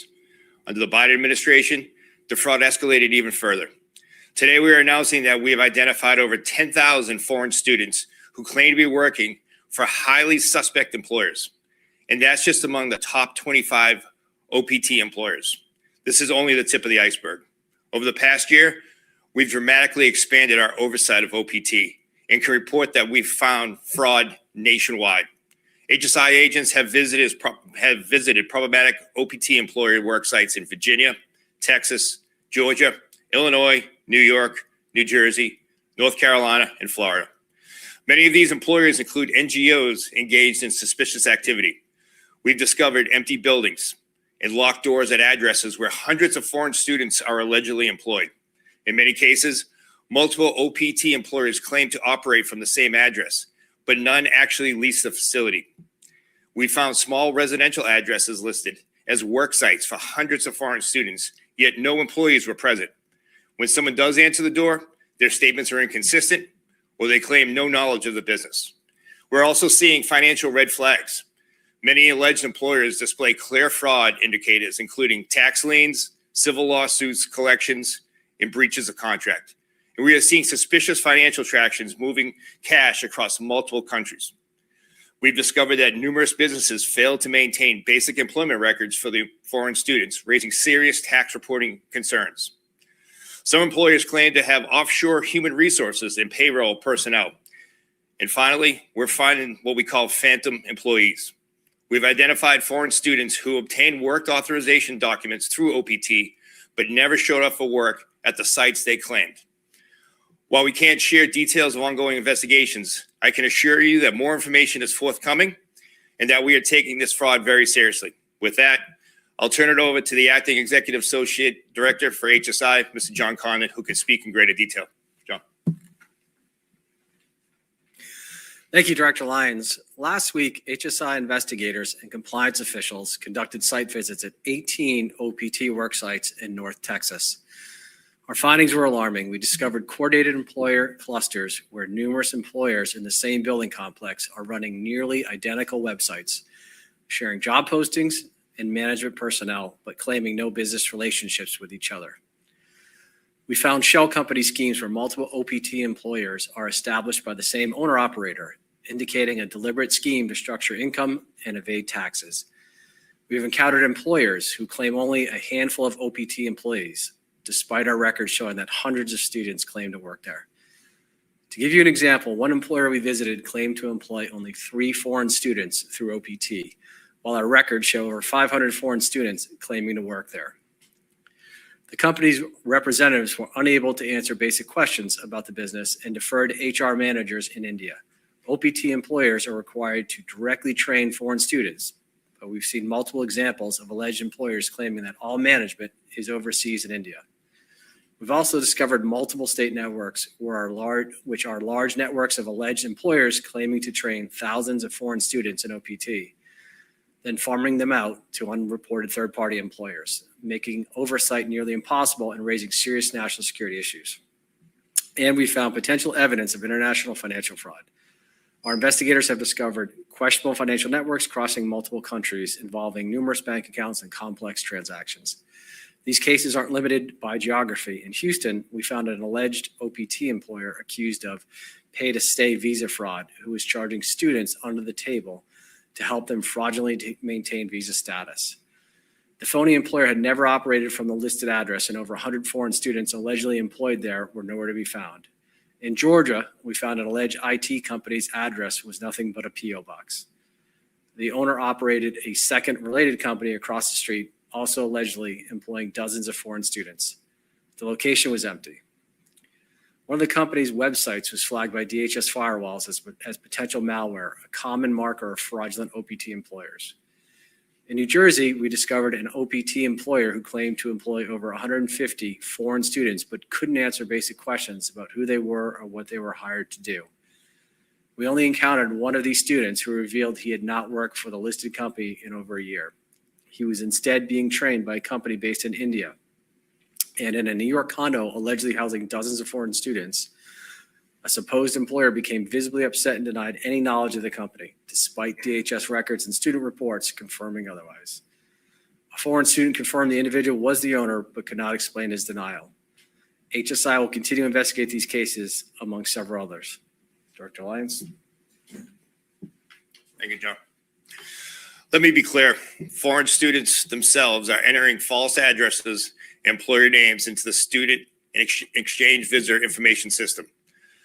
But we are uncovering evidence of organized fraud that spans national and international borders. This is not accidental. It is deliberate, coordinated, and criminal. DHS will relentlessly investigate, disrupt, and refer for prosecution anyone who exploits our programs. We've intensified our vetting at consular posts overseas, targeting trafficking, forced labor, document fraud, and unauthorized employment among student visa applicants. I commend our HSI agents and support staff for their unwavering commitment to defending the integrity of the student and exchange visitor program. This fraud is not victimless. It is a blatant attack on the goodwill of the American people who generously allow foreign nationals access to our education system. If you're an employer or a foreign student engaged in fraud against the United States, you are advised to return home or surrender immediately. The criminal, civil, and immigration consequences for fraud are severe and unavoidable. We will not tolerate abuse of our programs, and more actions are forthcoming. Thank you.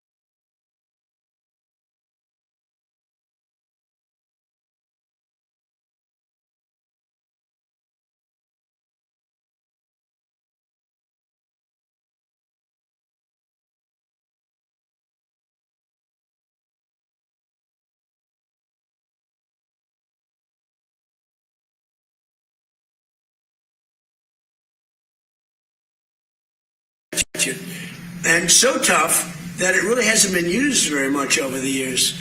But I used it when they had a problem in Washington where they were trying to hurt, the sickos were trying to hurt things. And I announced it.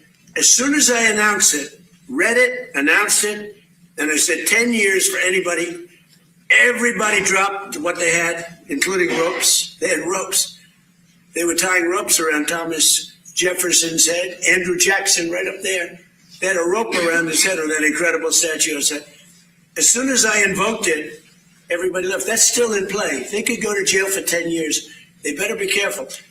They have a gash on that beautiful pool. It's a reflecting one. This is the most very expensive material. Then on top of it, we did a much bigger job than we said we were going to do because we did all the outer areas and everything. We did a beautiful job. It's like a piece of glass. And for some reason, this disturbed the radical left lunatics. One of the guys, he's a member or a big payer to Act Blue. He's a big Hillary supporter. He's a big supporter of Sleepy Joe Biden. This is a very political thing. But as I understand it, 6 are under arrest. This was pure vandalism. It's an amazing thing that we did. Don't forget, it hasn't worked properly since it was built because it always leaked in 1922. So it was built in 1922. So that's 100 years more.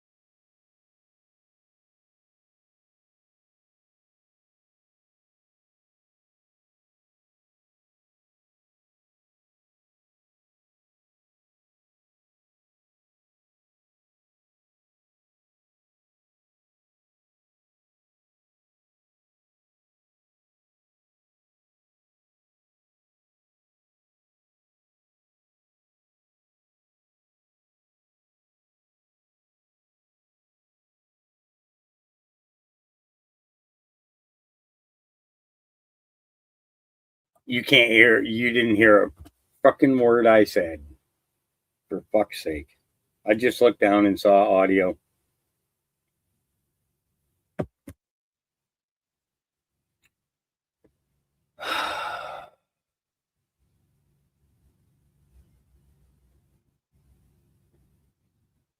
Yeah. Yeah.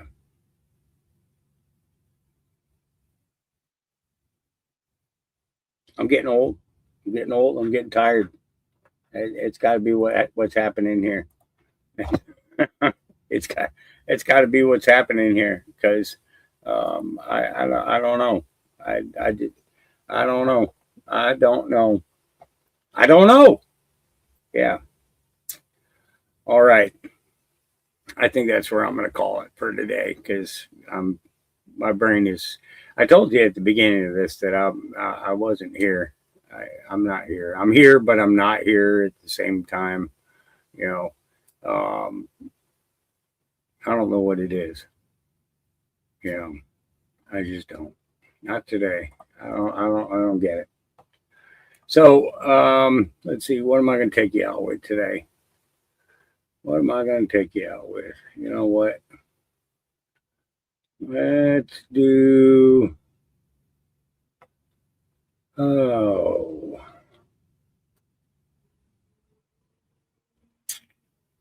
Give me a second here to figure this out. Let's see. I got it. All right. Yeah, this is what I'll do to take you guys out. Remember, God loves you. Jesus loves you. I love you. I'll see you guys again tomorrow. I got to try and get dog food here today. I've got to do, yeah, I got to get dog food out here today. Got the puppy taken care of yesterday. Got to get big dog food taken care of today. So yeah, I'm kind of, my brain's preoccupied with too many things. I'll see you guys again tomorrow. Remember, God loves you, Jesus loves you, I love you, and we'll see you tomorrow.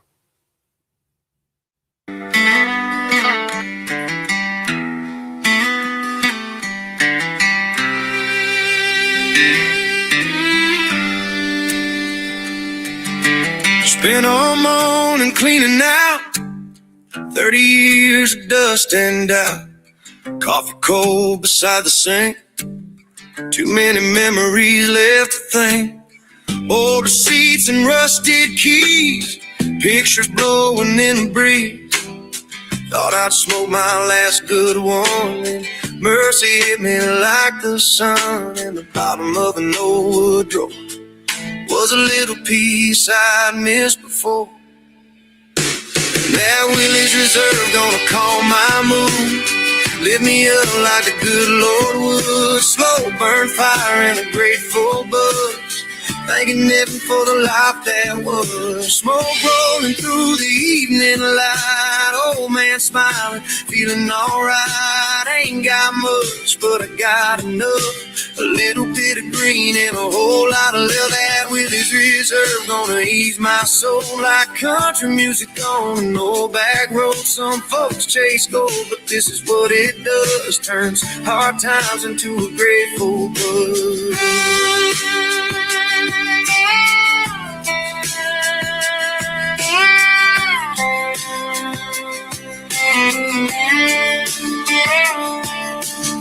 Outside watching daylight fade, listening to the blue jays sing in the shade.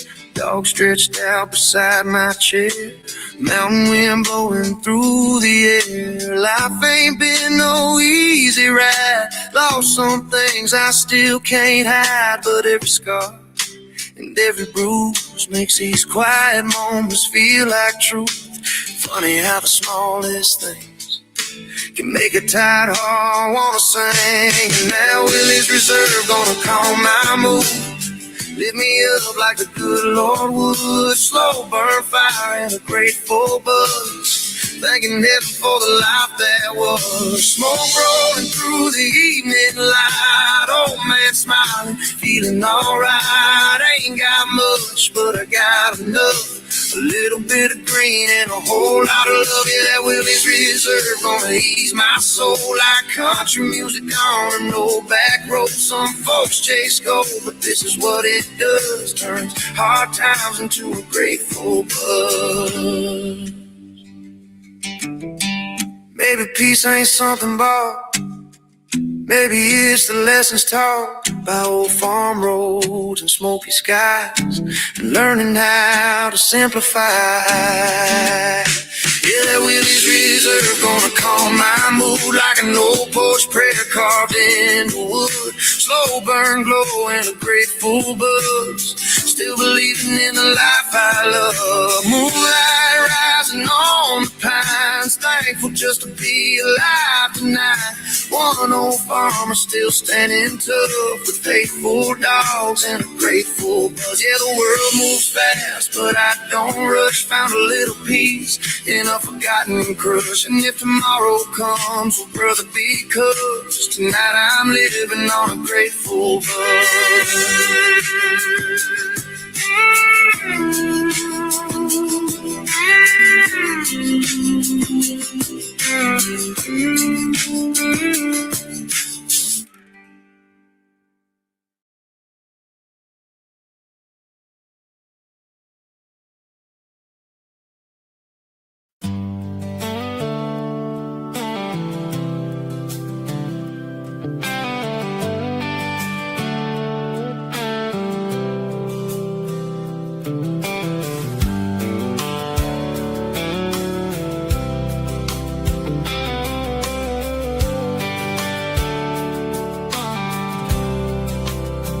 Can't rush the morning when the ground is cold.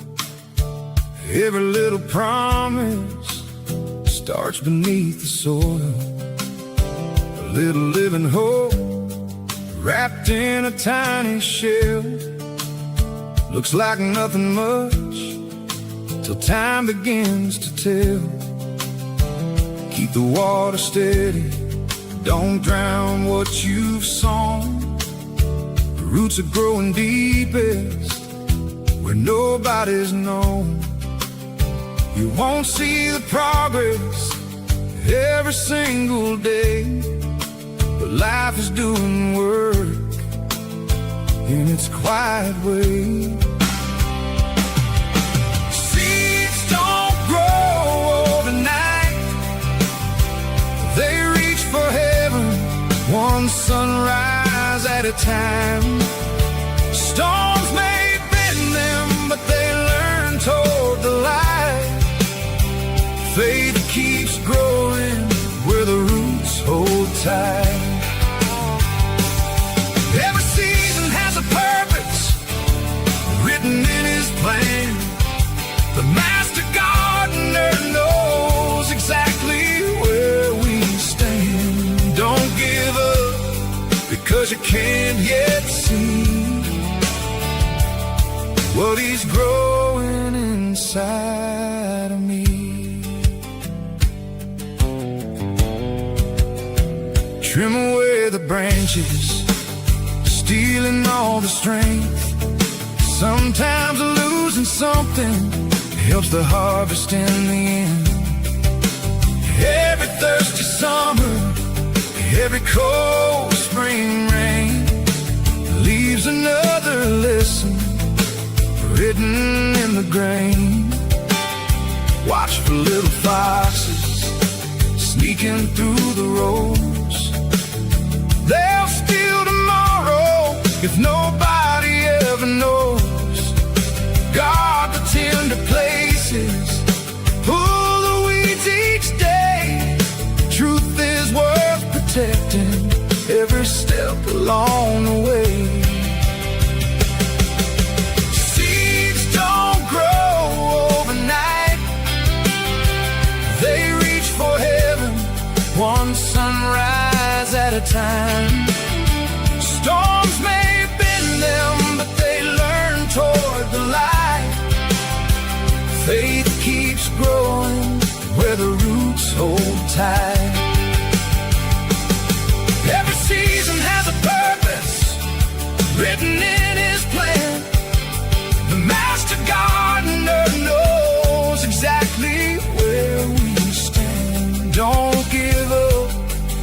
'cause you can't yet see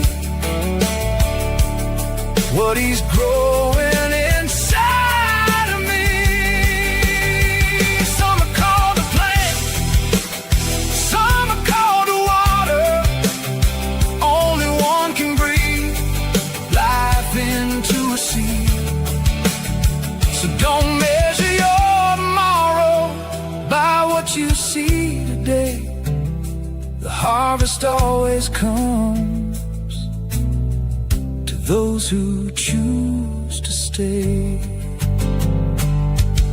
Seeds don't grow overnight, neither does a heart learning how to trust. One day you'll look back and finally realize every trial was sunlight in disguise. The hands that shape the mountains still hold every seed. The harvest starts with patience, and His grace is all we need. The field never blooms the day it's planted, but every harvest started with one faithful seed.